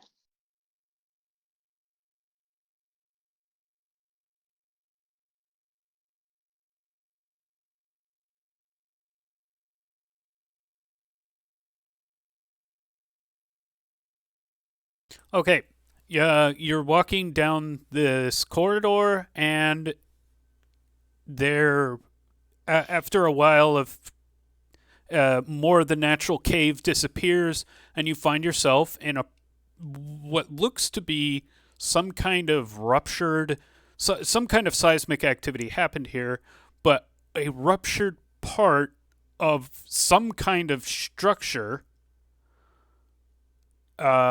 leads to this antechamber area that's like split open to like the natural cave, but there is a closed door. What do you guys do about it? Oh, no, I don't actually knock. That would be silly. Is this something that a strong pair of arms can handle? Well, so yeah, it looks to be like it is a fairly dusty door. Looks like it hasn't, like, this antechamber's been exposed to the cave conditions. There's actually, yeah, some moss kind of growing out of it, and a lot of its wooden structure is a bit dry rotted. Would you say this is a stuck door? If I give it a little jiggle. Well, okay, so yeah, that's what I'm looking for, is some kind of interaction with. You can't necessarily tell how sturdy the door is just kind of by looking at it, but you can tell that it's wooden stone. It's got metal hinges, and yeah, there's some moss growing on it, and it's been exposed to the cavern, the natural cavern. I guess I'm gonna try to open a stuck door.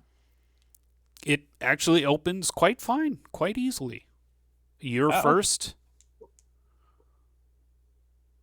Who's behind Therum? I'll be behind Therum. Okay. And next? Well, Cameron's going last. So. Oh, okay. Yeah, exactly. So I'll get behind Robert. The heck? Something is goofing up with. Gonna have to use that for a minute.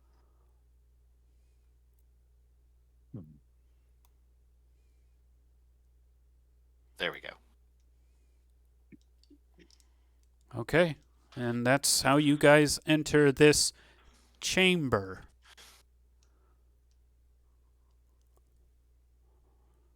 It's a long, narrow tunnel, and you see, yeah, like a bunch of cobwebs and stuff.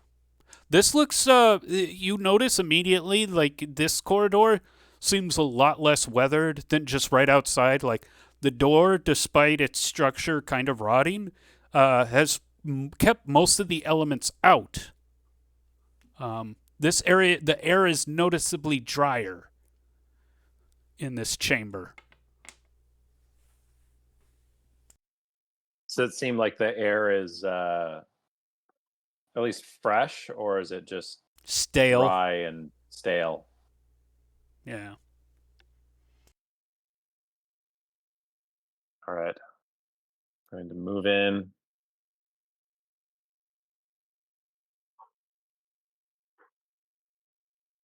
I've got my sling at the ready.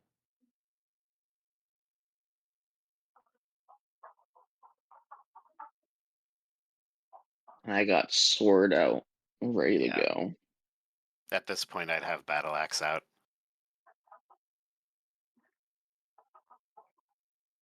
Bow ready. Oh. And then I'm going to peek around this corner. Okay, so as you guys enter that area, hold up for a second. One important discovery.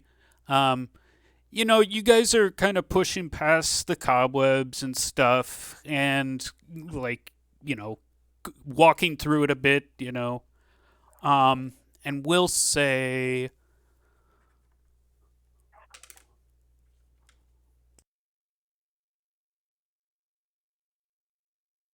Robert, you kind of kick over a pile of cobwebs, kind of like hanging between the wall and the floor. And there's a crunch as you step down, and you see a small skeleton. Small skeleton. Can I see if I can like figure out how it died?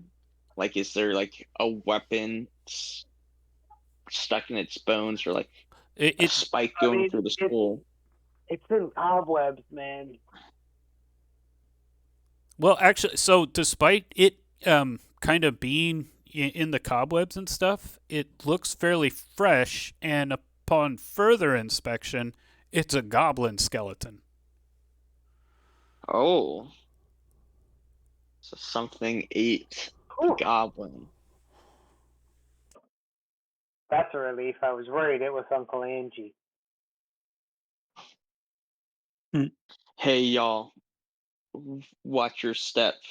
If whatever's in here is not from the goblins and can do that to a goblin, it's either orc friends or it's something worse. Sheila? Yeah.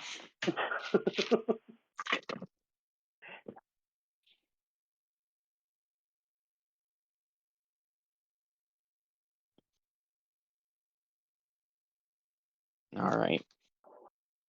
Shall we keep on going?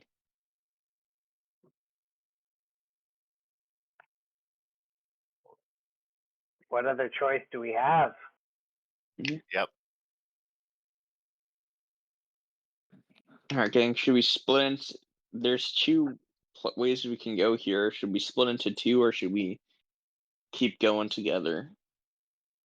Stick as a group. Yeah. Yeah, stick Sounds together. good. All right, Move, left move is to the locked. left. I don't know what this is over here. Let's get a closer look. Oh, a door. A rat. Hmm. Yeah, so yeah, get about that close. There are larger than usual rodents of an unusual size. And they are chomping on goblin bits. Do they take notice of us? The ones you're closest to you seem to be more into their meal, though you don't know how territorial they'd become if you got any closer. I'd rather see what's on the other side of this door than interrupt their meal. All right, let's do it. Yeah, if we don't have a flame spout to stop them with, we should leave them alone. I guess I'll listen at this door, see if I can tell if there's anything on the other side. Go ahead and roll a hear noise check. I should just do that.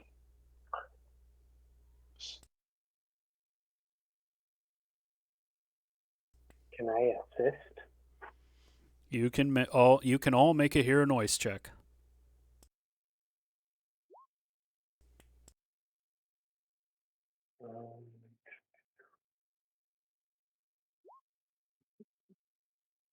I think Theram's the only one who has good senses here. Well, as a halfling, there's like a listen at doors thing that I have, but Yeah, you do it in 2d6. Or 2 and 6.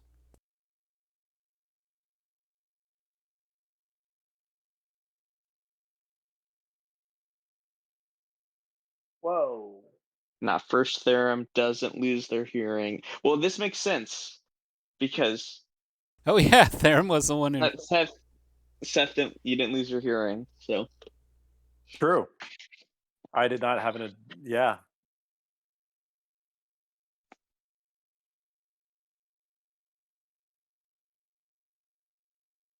Let's see. The rolls tell the story. Is all clear, or do I not hear anything on the other side of the door? Or? So, you at first, don't necessarily hear anything but the gnawing of bones. But then there's some kind of shuffle and a weird hoarse whisper. Can I tell what it's saying? No, it's rather incoherent, but it does get a bit louder, and as that happens, the rats stop eating and start moving. Towards us or away from us?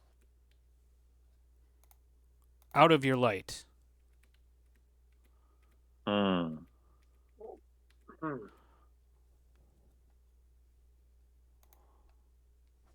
I stop everyone from going to the door and point out the rats leaving. Feeling something big is behind that door. Go carefully. Well, the rats are leaving, then we can explore that area then. I just didn't want to interrupt them while they were still gnawing down. How very polite of you for the rats. That's so Theron, you hear like a kind of a step, like a heavy step, and then a slide, and you'd guess it's like 20 feet from the door. It's louder than it was. Does it seem bipedal, or does it seem more like animal-like? It sounds lopsided. Lopsided. Like it's not an Hmm. even stride. Like they're limping.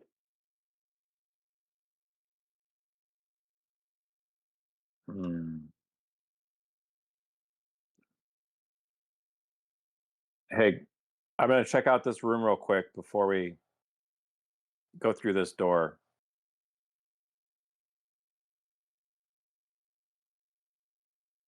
All right, I can back you up. Looks like more doors. Huh. More door. Not that more door. God damn it.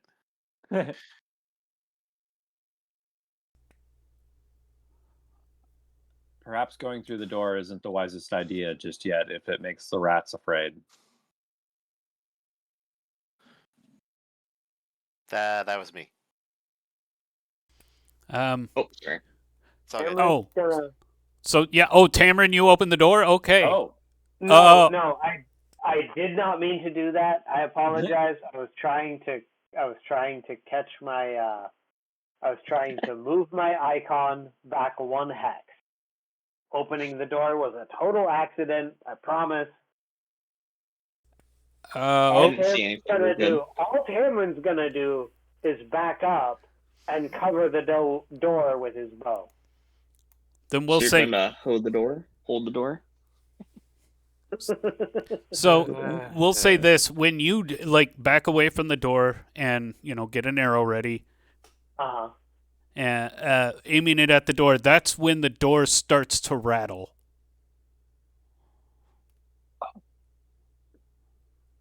Uh-oh. Hey guys, I could use some backup here. I whip around and run to help Tamron. Get my battle axe ready. Okay, everybody roll a niche. Not everybody. So Therum has rolled a niche, and Tamron has rolled a niche. That leaves Stickbeard and Robert to roll a niche. I got this a niche. Okay, go for it. Boom. You guys go first. I will say this, that the door is like what starts the initial count is that this door opens and he's just kind of like staggering out. Yo, what is Okay, yeah. I mean, it's your guys' action, so whatever order you guys want to go in. Yeah, I mean, like, I backed up so I could shoot this thing, so first things first, let's shoot it. It looks, oh yeah, by the way, it looks like some kind of shambling figure.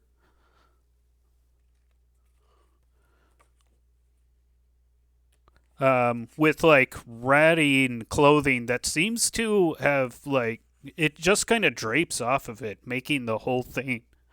And yeah, you what parts of it you can see in lantern light looks mossy.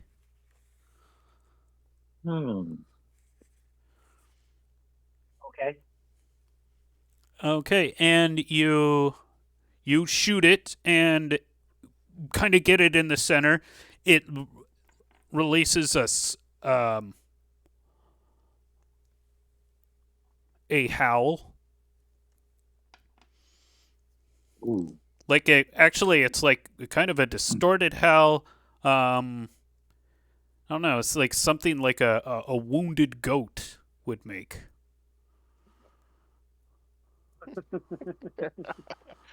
Oh man. Okay, hang on, 1 sec. I'll be right back.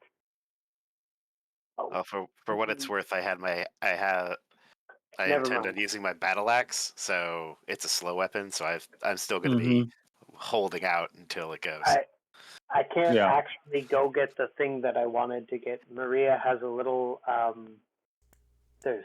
she's got a little goat that she can press and it screams. It's this little figure. But it's in her office and my daughter is napping right now, so I can't go in there. So Yeah. unfortunately y'all don't get to hear the wonderful sound of a goat screaming. That is what I thought of when Cliff described the howl of this creature that I just shot. So anyway, All right. So Tamarin, you shot an arrow. You get a move action still. Oh yeah. well, in that case, I will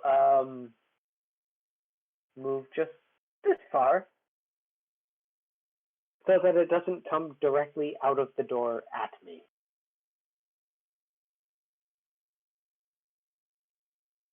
And I believe Stickbeard and Therum are both using battle axes. So That leaves Robert. that would mean, Robert, you're up. Excellent. I'm going to. Yeah. Guess I'll just move forward. 15, 20, 25. I think I'm going to just move forward and slash it with the sword. Go for it.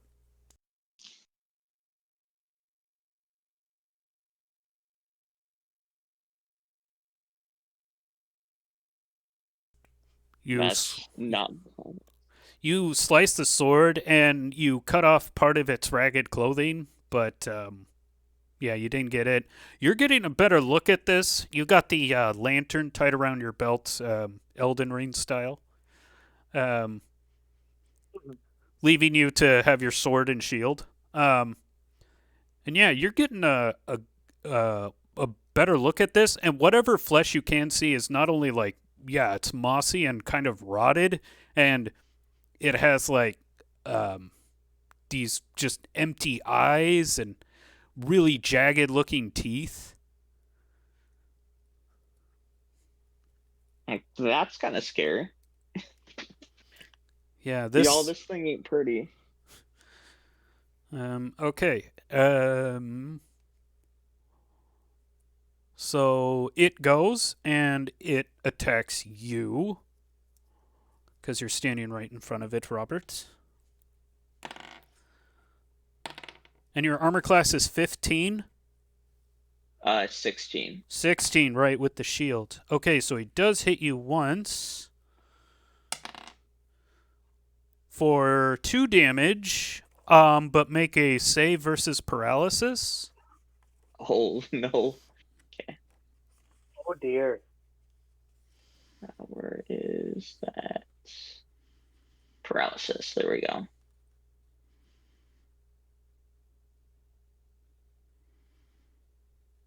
Oh.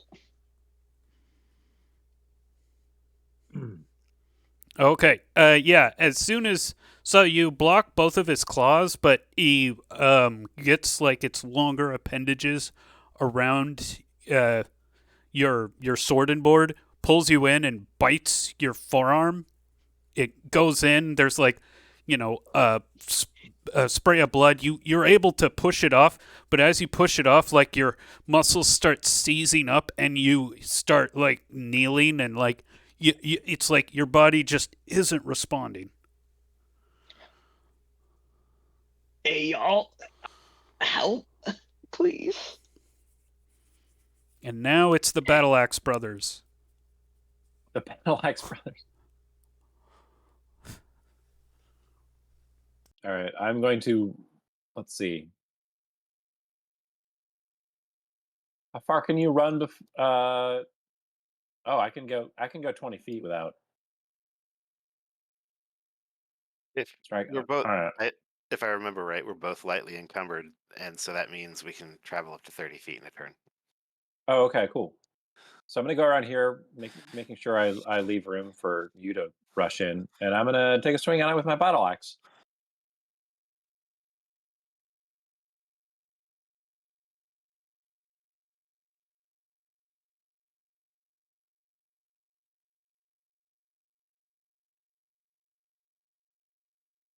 A lot of damage. It swings. It swings wide. Oh, Oh my gosh. man. Damn. You could have taken off a limb if you'd hit it. Apparently, I can't hit anything. Let's give it a shot.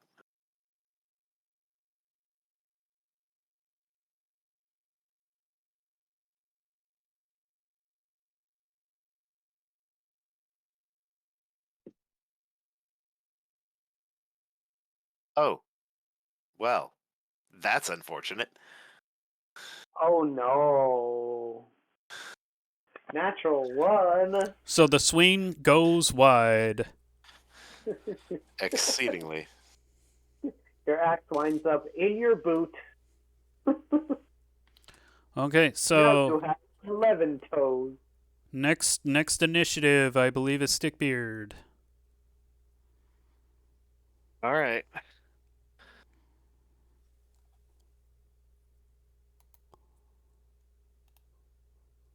Three.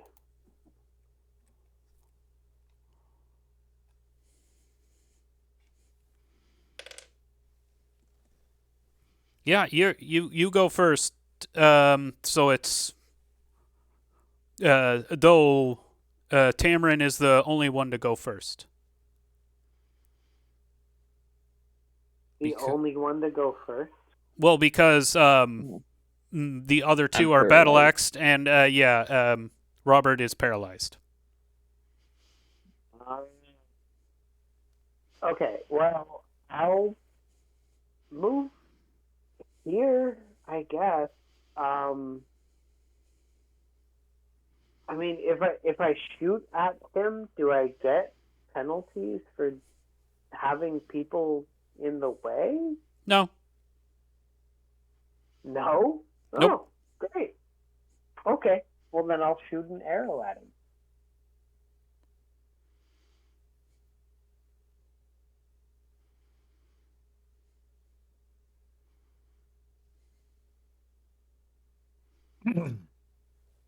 Go. Oh, Okay. Jesus. And the shot goes wide. Okay.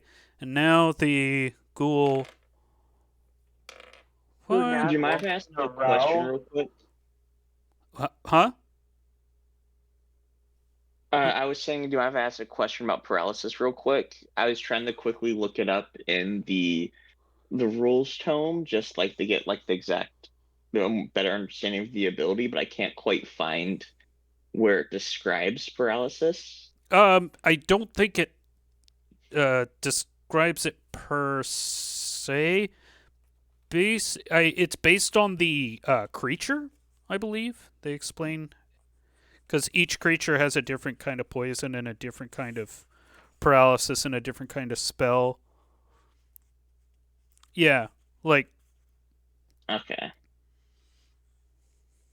All good then. I won't ask what type of creature it is then. but it is a creature that can that can paralyze you, and it did strike 3 times. It tried to claw and bite Stickbeard, and then tried to claw Therum, but it missed every time. Now you two get to go.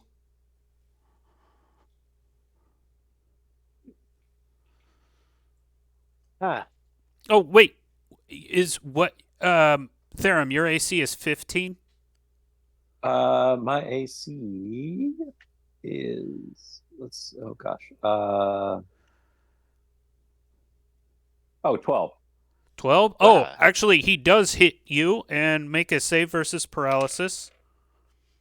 Oh no. Take 1 damage. Well, Take 1 damage. So he rolls low on his damage, but yeah, make a save versus paralysis. Hey, you're not paralyzed. Okay. So yeah, he does strike, and unless your armor class is 9, Stickbeard. Oh God, no! It's Okay. 14.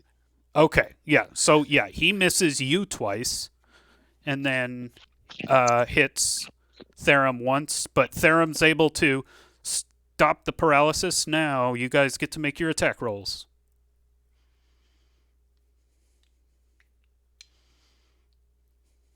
I'll go for it. Jesus Christ. Well, Swing goes wide. yeah. Oh my gosh. Guy, dexterous little fucking zombie.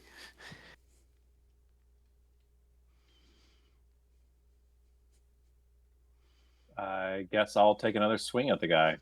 Okay. Oh, hey. And that kills it. Yes. So yeah, your battle axe, you just do a sweep up. It gets it right in the sternum and just kind of, you split it open, and like Ichor or Ichor, however you Ichor, and like just other just stuff just kind of spills out, and he crumbles.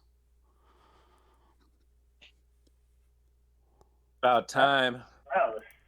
Take that. Try to put me in paralysis. After about a minute or so, Robert, you're back out and, oh, sorry. Oh. No, go ahead.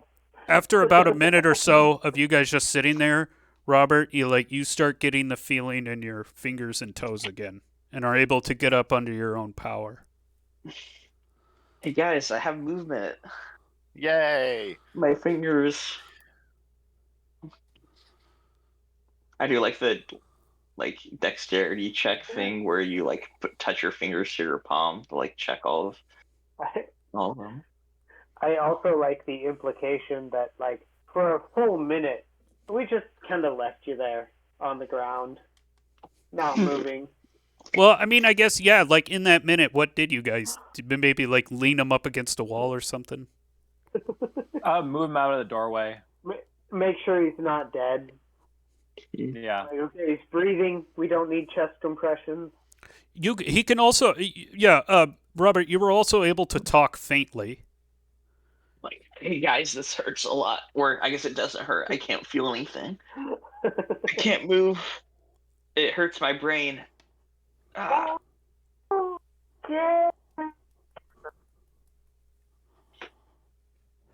right, I think I'm good enough to stand up. All right. Anything interesting on the ghoul's body? No, just rotted rags. Ew. All right. Well, shall we continue further deeper into this area? Yeah, we cracked open the door. Might as well explore it. Well, technically, we didn't crack it. He did. But now that it's open, yes.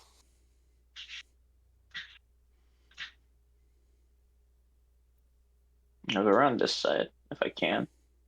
There's a bench here. Can I?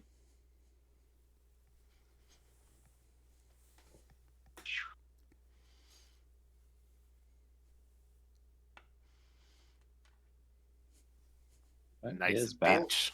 Oh, is that a large? That would appear to be a coffin. Is my guess. Is the dark blue area of the map just not as visible? Yeah, dim light. That's dwarf vision. Oh. Okay. Yeah, Therum and Stickbeard don't have lanterns, but they can still see kinda in the dark. You guys basically illuminate the area. No, this is a bed. This looks to be a giant bed. I was gonna say. It, again, just like everything else, it's rotted. But these ruins are just like the ruins you saw in the tower that you were just at. This is all seems connected somehow. You're not necessarily sure, but based on this bed here, perhaps this is some kind of residential wing. Does it seem ornate at all? It might have been at a time, but like whatever's left of here's either been picked clean or rotted away. I look under the bed. There's a boogeyman. Oh no. No, that's what we killed at the doorway. Yeah. Yeah, looking under the bed, there's nothing under there, but just like more dust. All right. Well, if there's nothing of interest back here, let's move on. There's other doors to explore.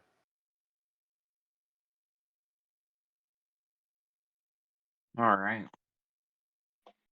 Let's get at her.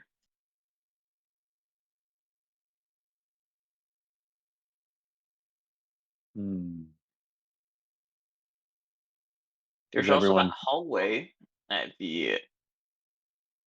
Oh yeah, back where we came from. Like back here.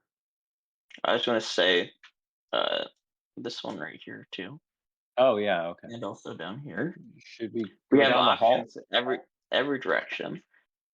Should we go down the hallway first? See what's down Yeah. there. And All these rooms seem pretty spooky.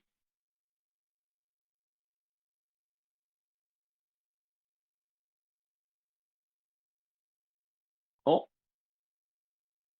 Yeah, I Oh. wonder where all those rodents went. is it just a dead end?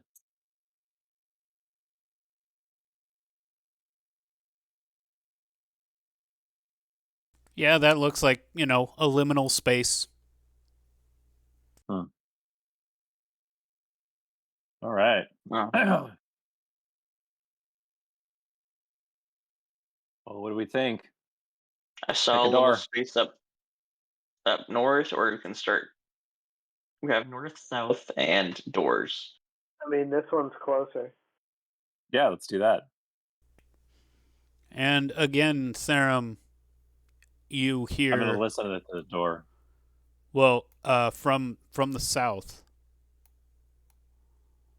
Oh. you hear a door begin to rattle.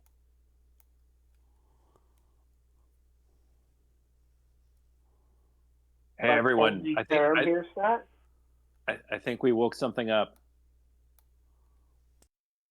I will take a minute to to put away my axe and put my sling, or actually get the sling out, because I'd like to switch weapons. Therum says, I think we woke something up. And Tamron says, well, that's not ominous at all. Glad we have you and your bow. So is that your guys? I'm pretty happy about the bow, too. Oh, okay. So your plan is to go down and have a look. Well, now that I hear noise, I want to know what it is. Yep. All right. Move down this Cameron- hallway. Tamron's I see right it. There it behind him. is. And by right behind him, I mean behind at a safe distance.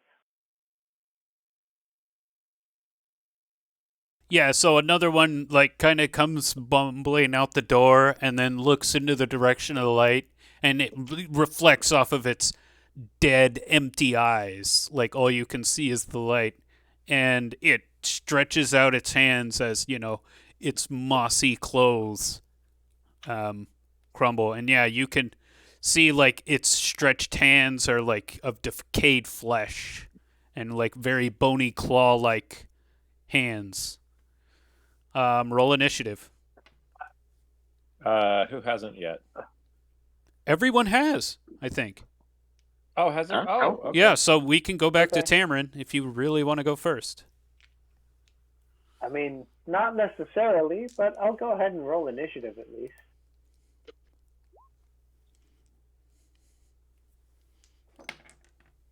Oh, What score does for us.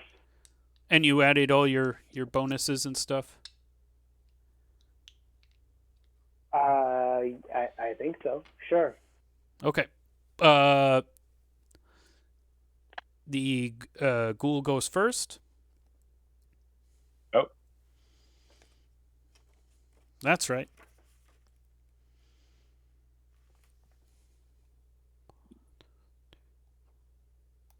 Moves here. Nope. Oh no.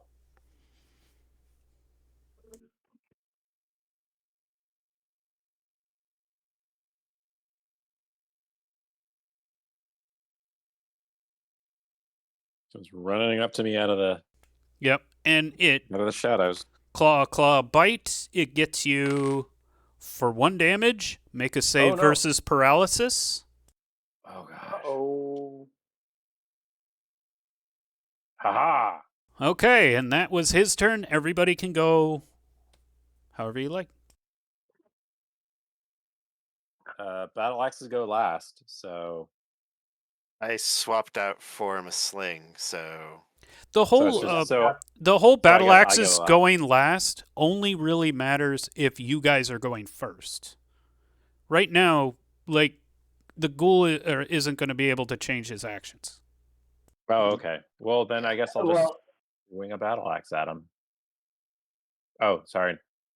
well, no, go. You go ahead because you're already in base-to-base contact with him, and then I will shoot my bow, and then anyone who wants to close the distance can. All right. Here goes. Oof.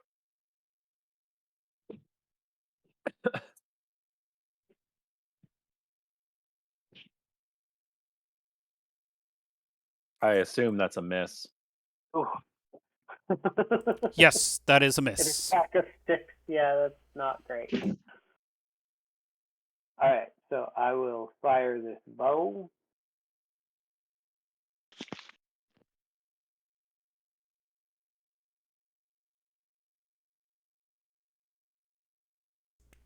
You hit it in the shoulder. It lets out a screech.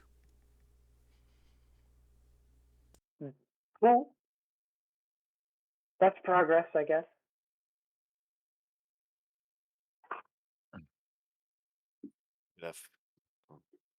get a I lava guess rock so. at it with the sling.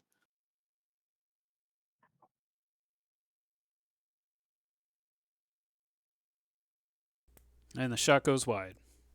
Yeah. Last but not least, I'll move in and going to do a little slash. Just a little slash. To its head. I will give you a +1 bonus for flanking, Ooh. which means that hits. Good. Let's go. And that kills it. Yes. Good, because I'm at half life. Nice. Okay, Gordon All right. Freeman. So I was gonna say, does that mean you have a crowbar and a hazard suit? Yes. All right. I got to step away for a second, but I'll be right back. All right. All right. So yeah, that actually that's true. Therum, you are actually feeling pretty hurt. But I don't think I should be in the front lines anymore. All right, I can take lead for a little bit. You can't seriously expect me to take point. Oh no, Tamron. Your bow is very much needed. Robert can take point. If we get too weak, we might have to turn back and plan an escape. So let's keep our exit route in mind. But until then, let's move forward. Let's check out this door that it kicked open.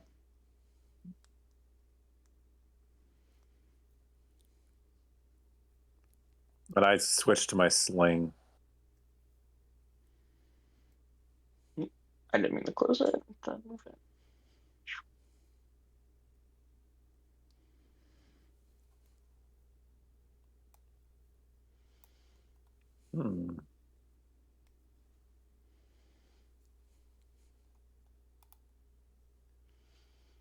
Another bedroom, it seems.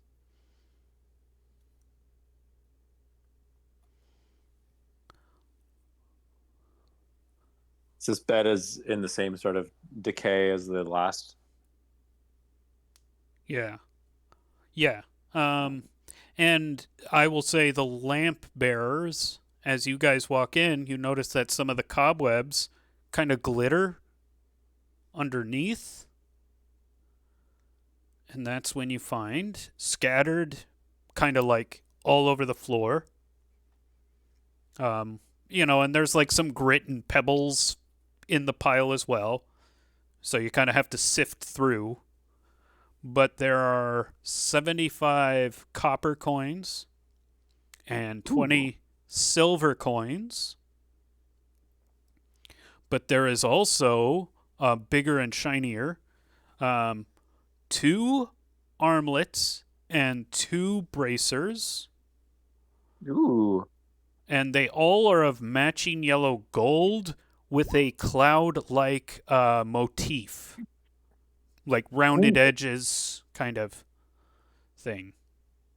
So 2 armlets and 2 bracers. Yeah. And then how much copper on can update the total hoard, I guess. Total haul. Oh, thank you. 75 copper and 20 silver coins. And you guys also got the 59 copper and 49 silver coins that you got from the goblins on your way here.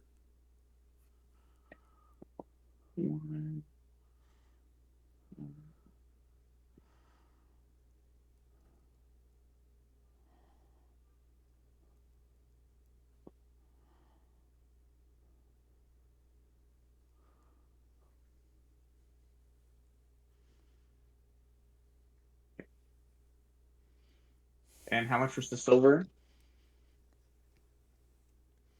You said 29? 20 silver coins that you just found now.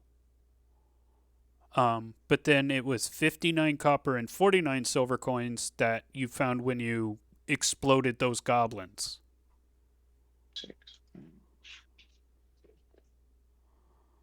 Yeah, got the total haul on. Just need to actually save it. 6.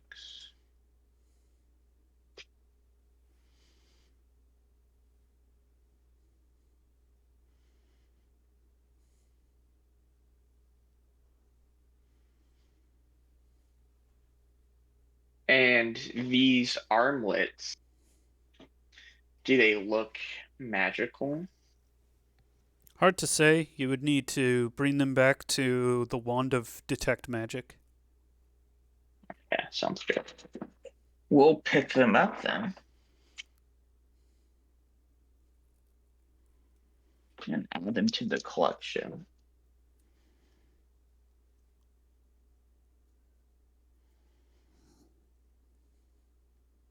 Yeah, and again, this looks like it was a large, lavish bedroom of some kind, though most of its window dressings have been lost with time.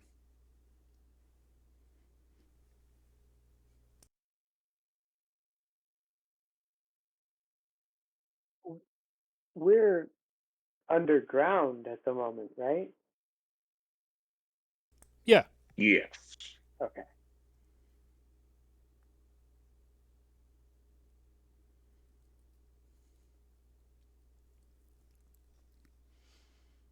Well, I guess let's go. I'm guessing all these rooms are going to be similar. Let's keep going and see what's in them. Yeah. Mm-hmm.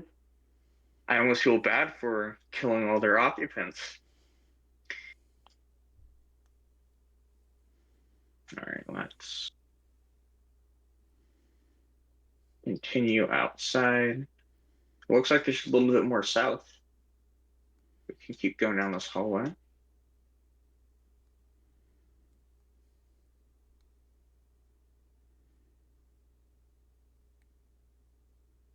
Another door.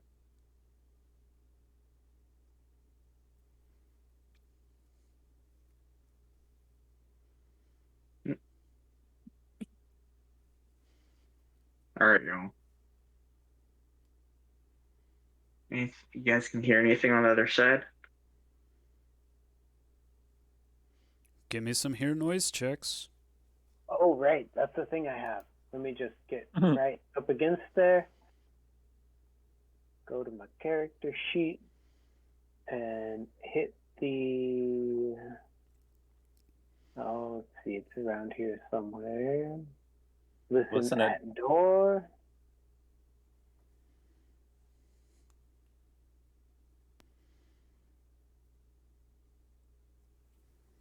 Well, apparently I don't hear anything.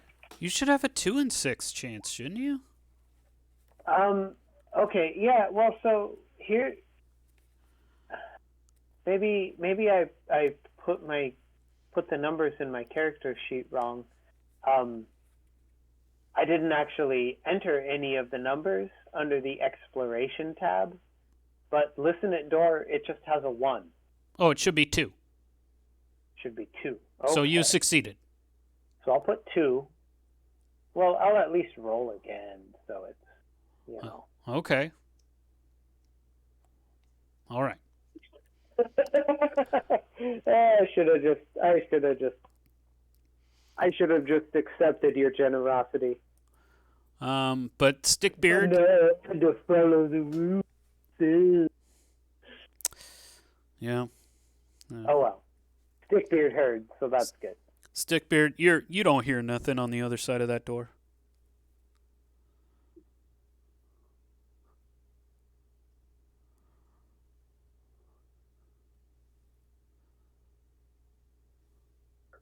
I assume you communicate that to us? Oh, Therum hears nothing as well. Nothing. Might as well walk on in. Hello? Have Hey. I? Oh, fuck, I've been on mute this whole time. God damn it. Oh, yeah. Sorry. Son of a bitch.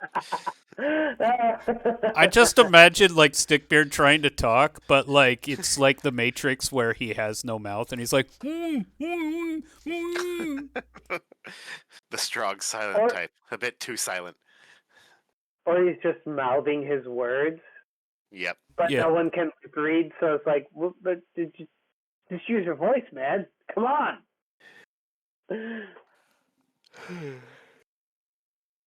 Okay, so we all hear nothing, but 2 of us are pretty sure that they're correct about that. Yes. In fact, step aside, Tamron, and I go and I open the door. Yeah, Tamron is more than willing to let someone else do that. Boop. All right. Clear left.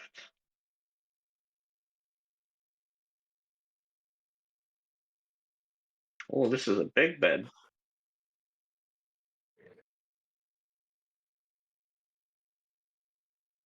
Can I jump on the bed?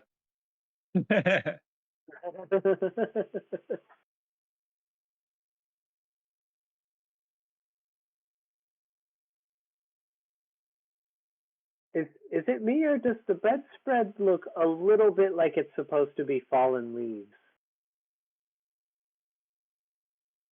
It's floral. Or crunchy because it's old. Yeah, it crumbles under your foot as you're walking on it. You know, it is brittle. All right. Is this like a cupboard or something right here? Yeah, it's like an armoire.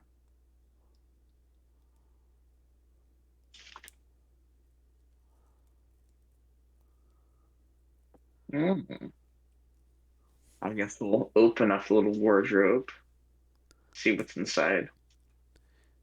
There are a bunch of ratty-looking clothes and some ratty-looking boots. Nice. Are these ratty-looking boots for the rodents of unusual size?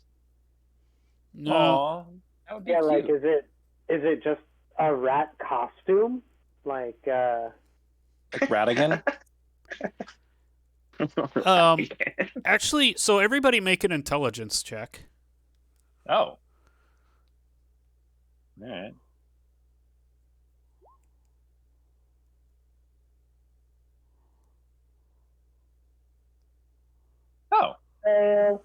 Stickbeard to the rescue. Yay. So, Stickbeard, you are looking at the clothes and the structure and stuff, and you're like, wow, this stuff is really old, but these guys were super advanced for the time. Like, these almost look like modern boots and modern tunics, but they're not. It's an advanced civilization, thousands of years old, but it looks like they'd keep up with us. Not saying it's aliens. No, it's the ancients. You Oh, know, the people who were incredibly smart, but, you know, their hubris did them in. Yeah.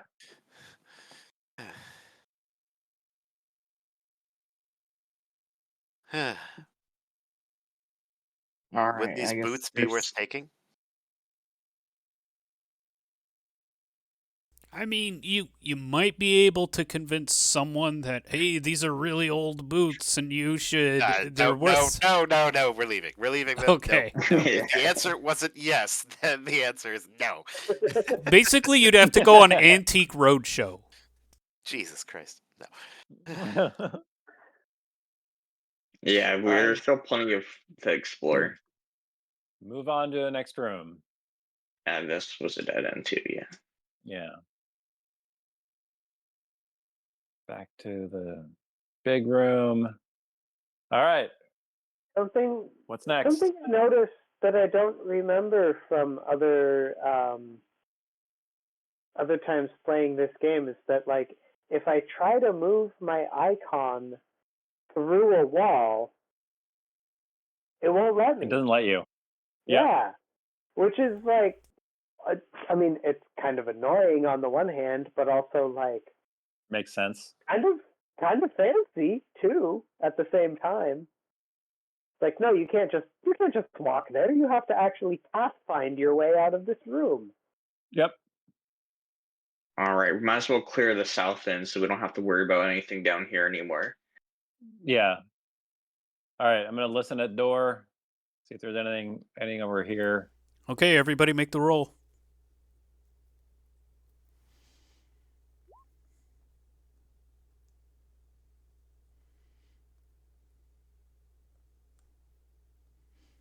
Oh wow. You don't hear nothing.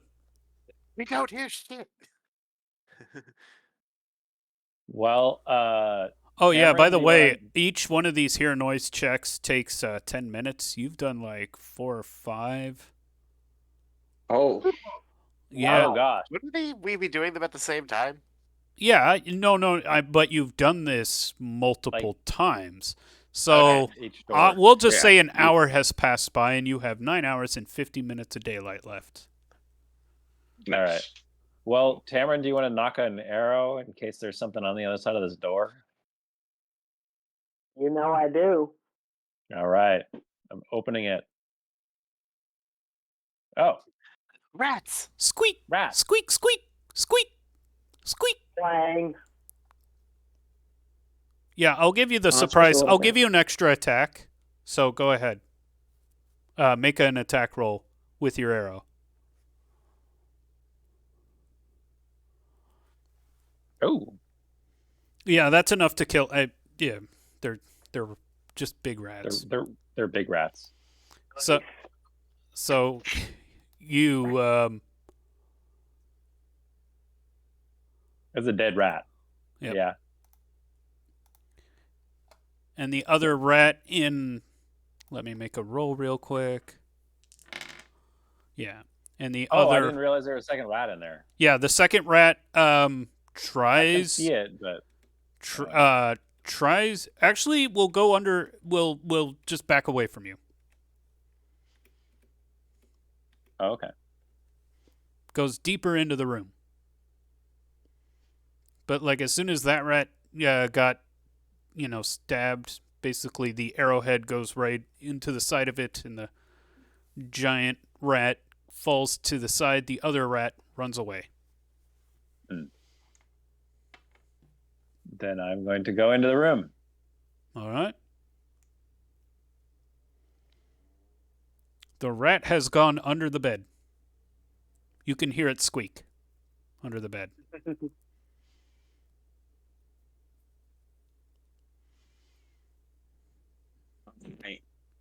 I don't think we need to be worrying about that rat. Let's keep going north.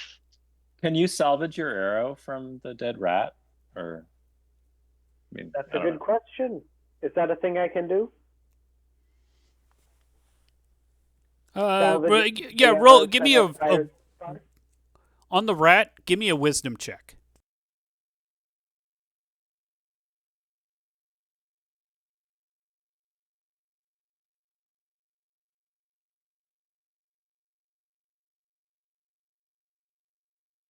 You are able to salvage the arrow. Cool.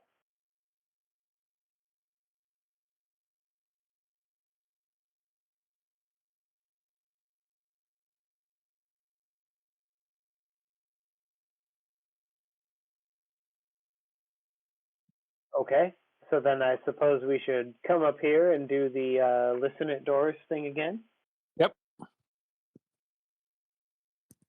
Make them rolls.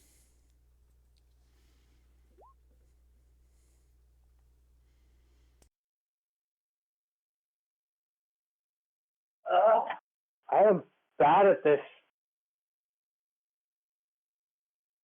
I said make those rolls. Okay, you guys don't hear anything. All right. All right. I ready a rock in my sling just in case. Gonna open it up. Yeah, I'll kick open the door.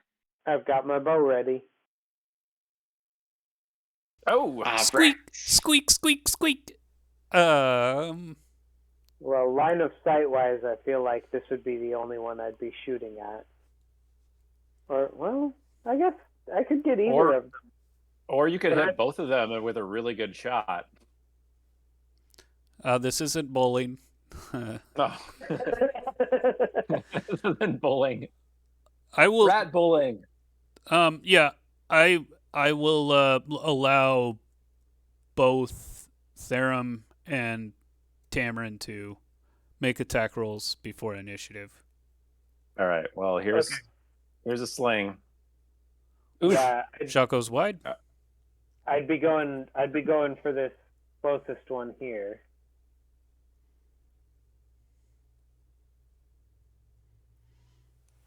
Hey. That's a hit. Which one were 7 you at? damages. Which one? The closest one to the door. This one right up front. Okay, and make a couple rolls here.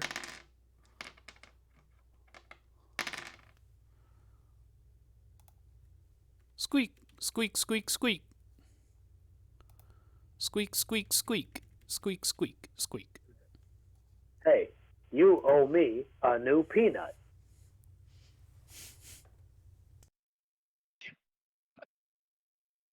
All right. Going in. Wham. More beds, more rats. More Oh, beds, rat. more rats. You want to grab your arrow again before we try to clear the next room?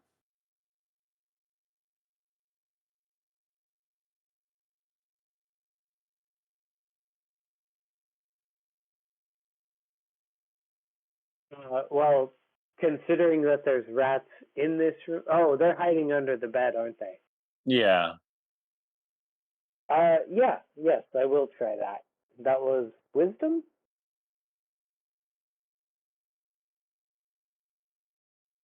Right? Abacus? Wisdom to recover an arrow Yep. from a dead rat? Yep, yep, yep.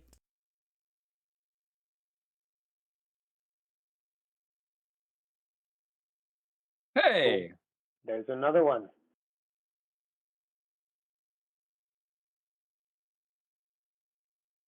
All right. Okay. Next door. Oh, there's 2 doors up here. It'd probably be the one in attached to this big room right here, just clear it out as we go.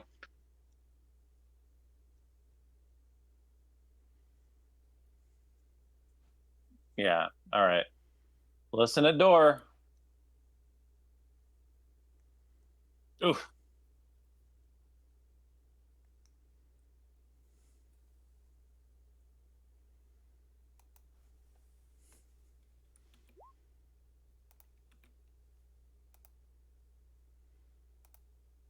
We are deaf. And we are We are so deaf. bad at it. You don't hear All nothing. right. It should not be this hard. I know. Let's All right. crack Well, I got open my this door. sling ready. Oh, I'll get out of your line of sight with my bow. You guys got your okay. Yep. We got crossfire up. Oh, nothing. What's this decorative piece right here? That looks to be where a tapestry hung, but the tapestry is gone. There was a tapestry here. It's gone now.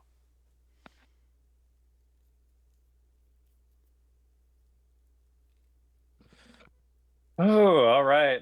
Well, one last room to clear. That might have. I wonder if that was it. Well, there's a little corner up there too. Oh gosh, there is. Let's take it one step at a time. There's a door back there. Let's finish this one first. Give me just a second because Oh, sorry. I don't know if y'all are having this problem, but Roll20 for me is lagging just real hard.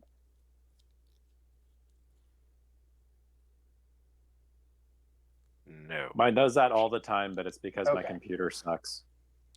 No, I'm pretty sure it's because Roll20 sucks.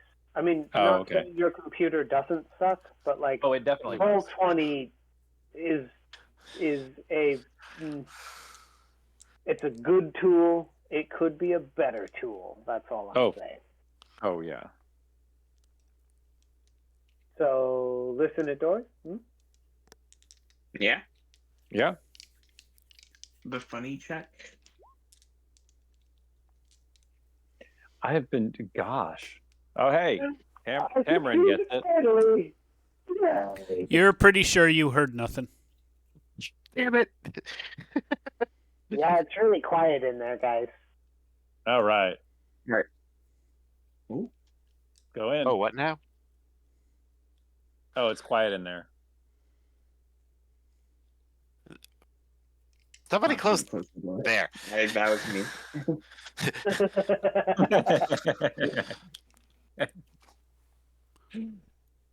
So you get in here, and there's another tapestry rack. However, this tapestry is intact. Oh. Oh. Oh, what is it of? It depicts an elk with very ornate antlers.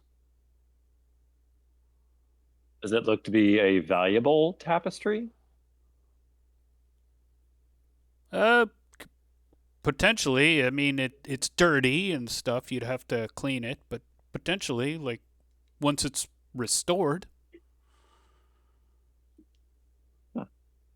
Is a castle, and we have many tapestries. But if you are a Scottish lord, then I am Mickey Mouse.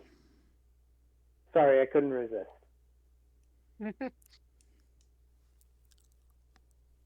All right. Nice. Well, And is this another? I'm get out of here. That thing looks heavy. If you Yeah. want, you go ahead. No, we have, and no, there's other things worth far more that are smaller and lighter. Now you're thinking like a Skyrim adventurer. Man. Skyrim, Right. you just Last- accidentally pick last up all the door. food, and you just eat it all to lose weight. The magic for Skyrim really faded for me the time that I became over encumbered because I picked a flower. Yeah. I was trying to do an alchemy build. It was like, oh, there's ingredients everywhere. But then I picked I picked something, and that put me from my weight limit to 0.1 over my weight limit. It was like, no, I'm done here.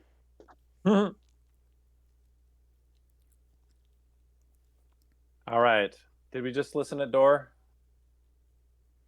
We have not yet. So let's go again. And I failed again. As did I. Yeah, nope. I got one good one. You don't Nothing. hear nothing. All right. Well, I'm gonna get a rock in my sling. Let's do this.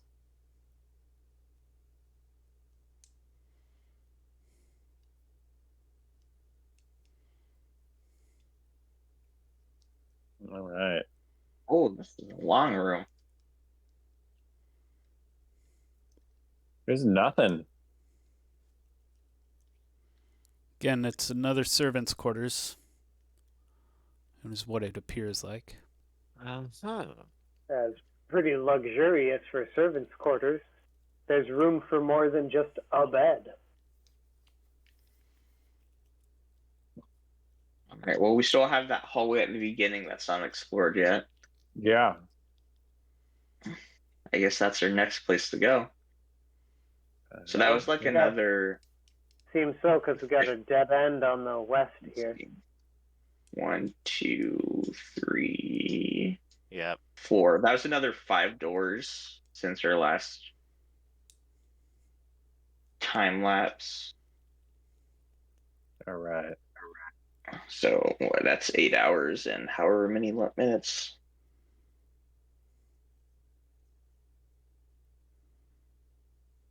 Still got 8 hours left in our day. We're fine. Oh yeah.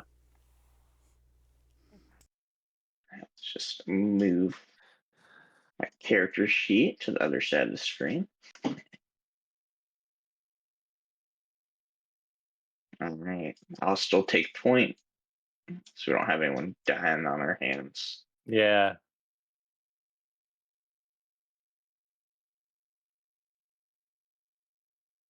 Well, there is a door.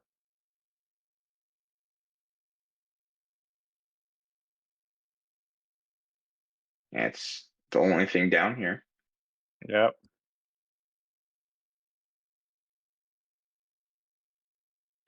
All right. Just memorizing the layout a little bit. This probably is a big room. Unless it's narrow. All right, I'm gonna listen at door. Same. Gosh. Ah. Isn't it incredible? They're just not on my side today, apparently. Yeah. You don't All right. hear nothing. right. Positions ready to kick down the door. Let's get that crossfire going. Got my sling ready. Oh, okay. I'll get right there with my bow.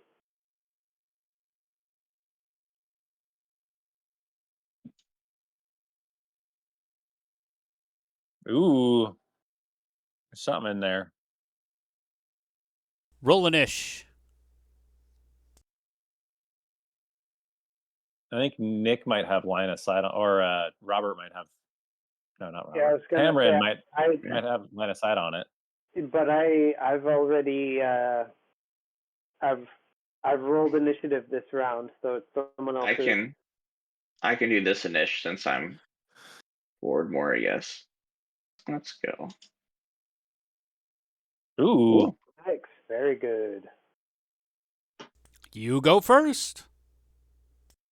All right. I'll you guys open fire into it first, and then I'll run in and try to stab it. Yeah, I mean, I should be able to move and shoot, right? As long as I don't move too far.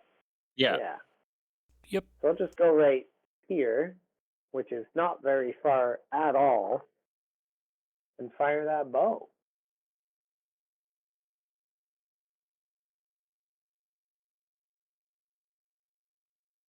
That's a hit. It lets out a screech. Ooh, he didn't like that. And I'm gonna move in behind Tamron and let my sling go.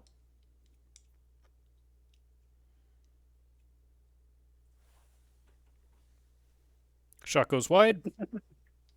Oh, And Terran's like, "You're using me as cover?" Yep. I'll I'm half dead. here. I will stand in front of you and be covered, and then use my sling and try to hit him. Give myself the 1 because it's a short range bit. Oh, fuck that. And that's a miss. Oh no! All right, Robert, Alright, what do you got? And then 15, 20, 25. Smacking him. Oh, that. Oh, Okay, yes, you hit a grazing blow. And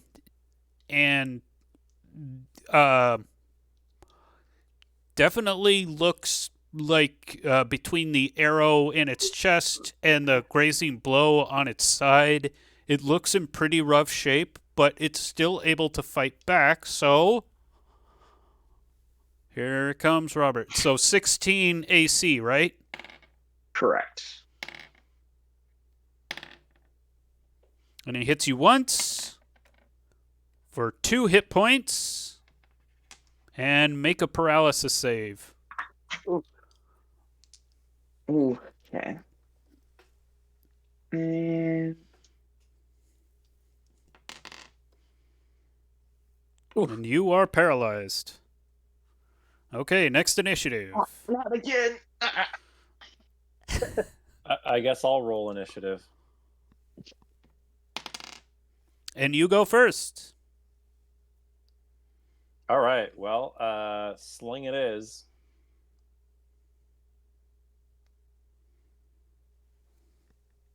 And wow, oh, yeah, that's just enough damage. Oh, dang.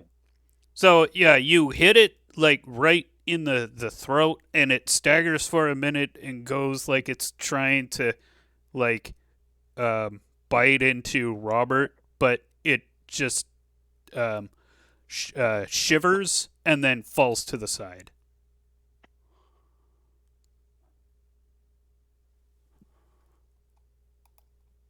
And then again, just like last time, after a minute or so, Robert. Welcome back. Thanks. You getting used to it? It sucks. I don't think you can ever get used to that. It feels a little bit like hitting your elbow funny. That's like what Yeah. your whole body feels like. It's like not a good. That's terrible. Yeah, it's not a, not necessarily painful, but definitely uncomfortable. It's not as humorous as it seems. Ha ha ha. Well, guys, we are past 3 hours, and you guys have thoroughly explored this dungeon. This section, anyways. Yeah. So we will call it here, and say that you make it back to town safely. All right. Counter camp. Camp. Sorry, camp. No problem. Jonathan Fairlight, he stuck to his word. He stayed there, and he's like, yeah, I was looking around. It didn't see any guards coming by. It's almost like they've abandoned this place.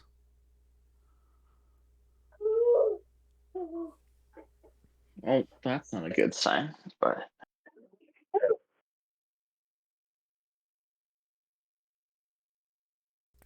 Although with the goblin activity we've seen, I'm not surprised that they wouldn't be able to stay here.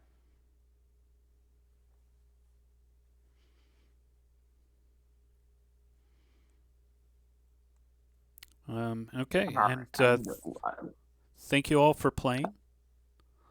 Yeah, that was fun. Unless there's like any other details you want to go over, it looks like we've updated the horde effectively.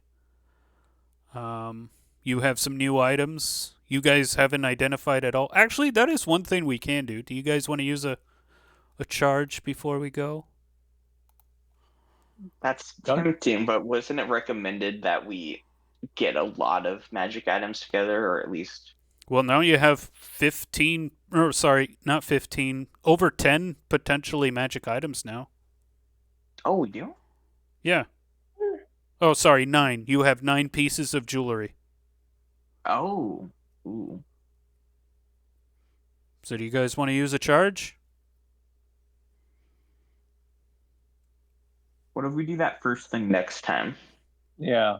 Next time is next week, so don't know if you. I don't know how many of you are going to be here next week. So I will not be here next week. But so why not Yeah, open the loot box? Come on. Okay. Open the loot box. Okay, we can open. Let's open the loot box. That's fine. Go ahead. Okay, so that's 1 charge used. Your wand of magic detection is now at 9 uses. I can edit that. Okay. As far as the 4 pieces of yellow gold and pearl jewelry, none of them are magical. Boo. The armlets and bracers, You mean the ring that we found in a cave doesn't have any magical? oh, I properties haven't gotten at to all? that. I haven't gotten to that Oh. yet. I haven't Okay, gotten to you said jewelry, so that's what I thought. the 4 pieces of the yellow gold and pearl jewelry. That category. Yeah, they are not magical. The armlets and bracers that with the cloud motifs are also not magical. Oh. But that ring you found in the cave system that was found in a purse that you found off of one of potentially Vargas's men, it is a ring of invisibility. Oh. Man, I was joking when I said that earlier. That wasn't on stream, but I did make that joke. Putting together a halfling, looking at the loot, it's like, oh, a ring found in a cave. Well, I'll take that. It's precious. Ah. Okay, well. That will come in handy. All right, I think I updated it correctly. Just added a none are magical after the description of the jewelry, and then put the ring of invisibility up with our other cool stuff. I'll move the bracers down actually, because they're not magical. Okay, I'll pick you up. There we go. I don't know, I might have to put on some new drip next time. Yeah, we shall see. So, yeah, thank you all for playing. Thank you, chat, for watching. If you wanted to keep up on all Serious Industry streams, the best way to do that is to give this channel a follow. Alternatively, you can join us on social media where we do stream announcements on our Discord, Facebook, and Twitter. There's also the website, shatteredempire.net. Shattered Empire is a post-apocalyptic interstellar synthwave-fueled tabletop RPG. If you go to the website right now, you can download the alpha. The alpha has everything you need to make a character, and if you're crafty enough, GM, you might be able to make your own campaign. So, with that, thanks again, everybody. And this is Abacus Fish, signing off.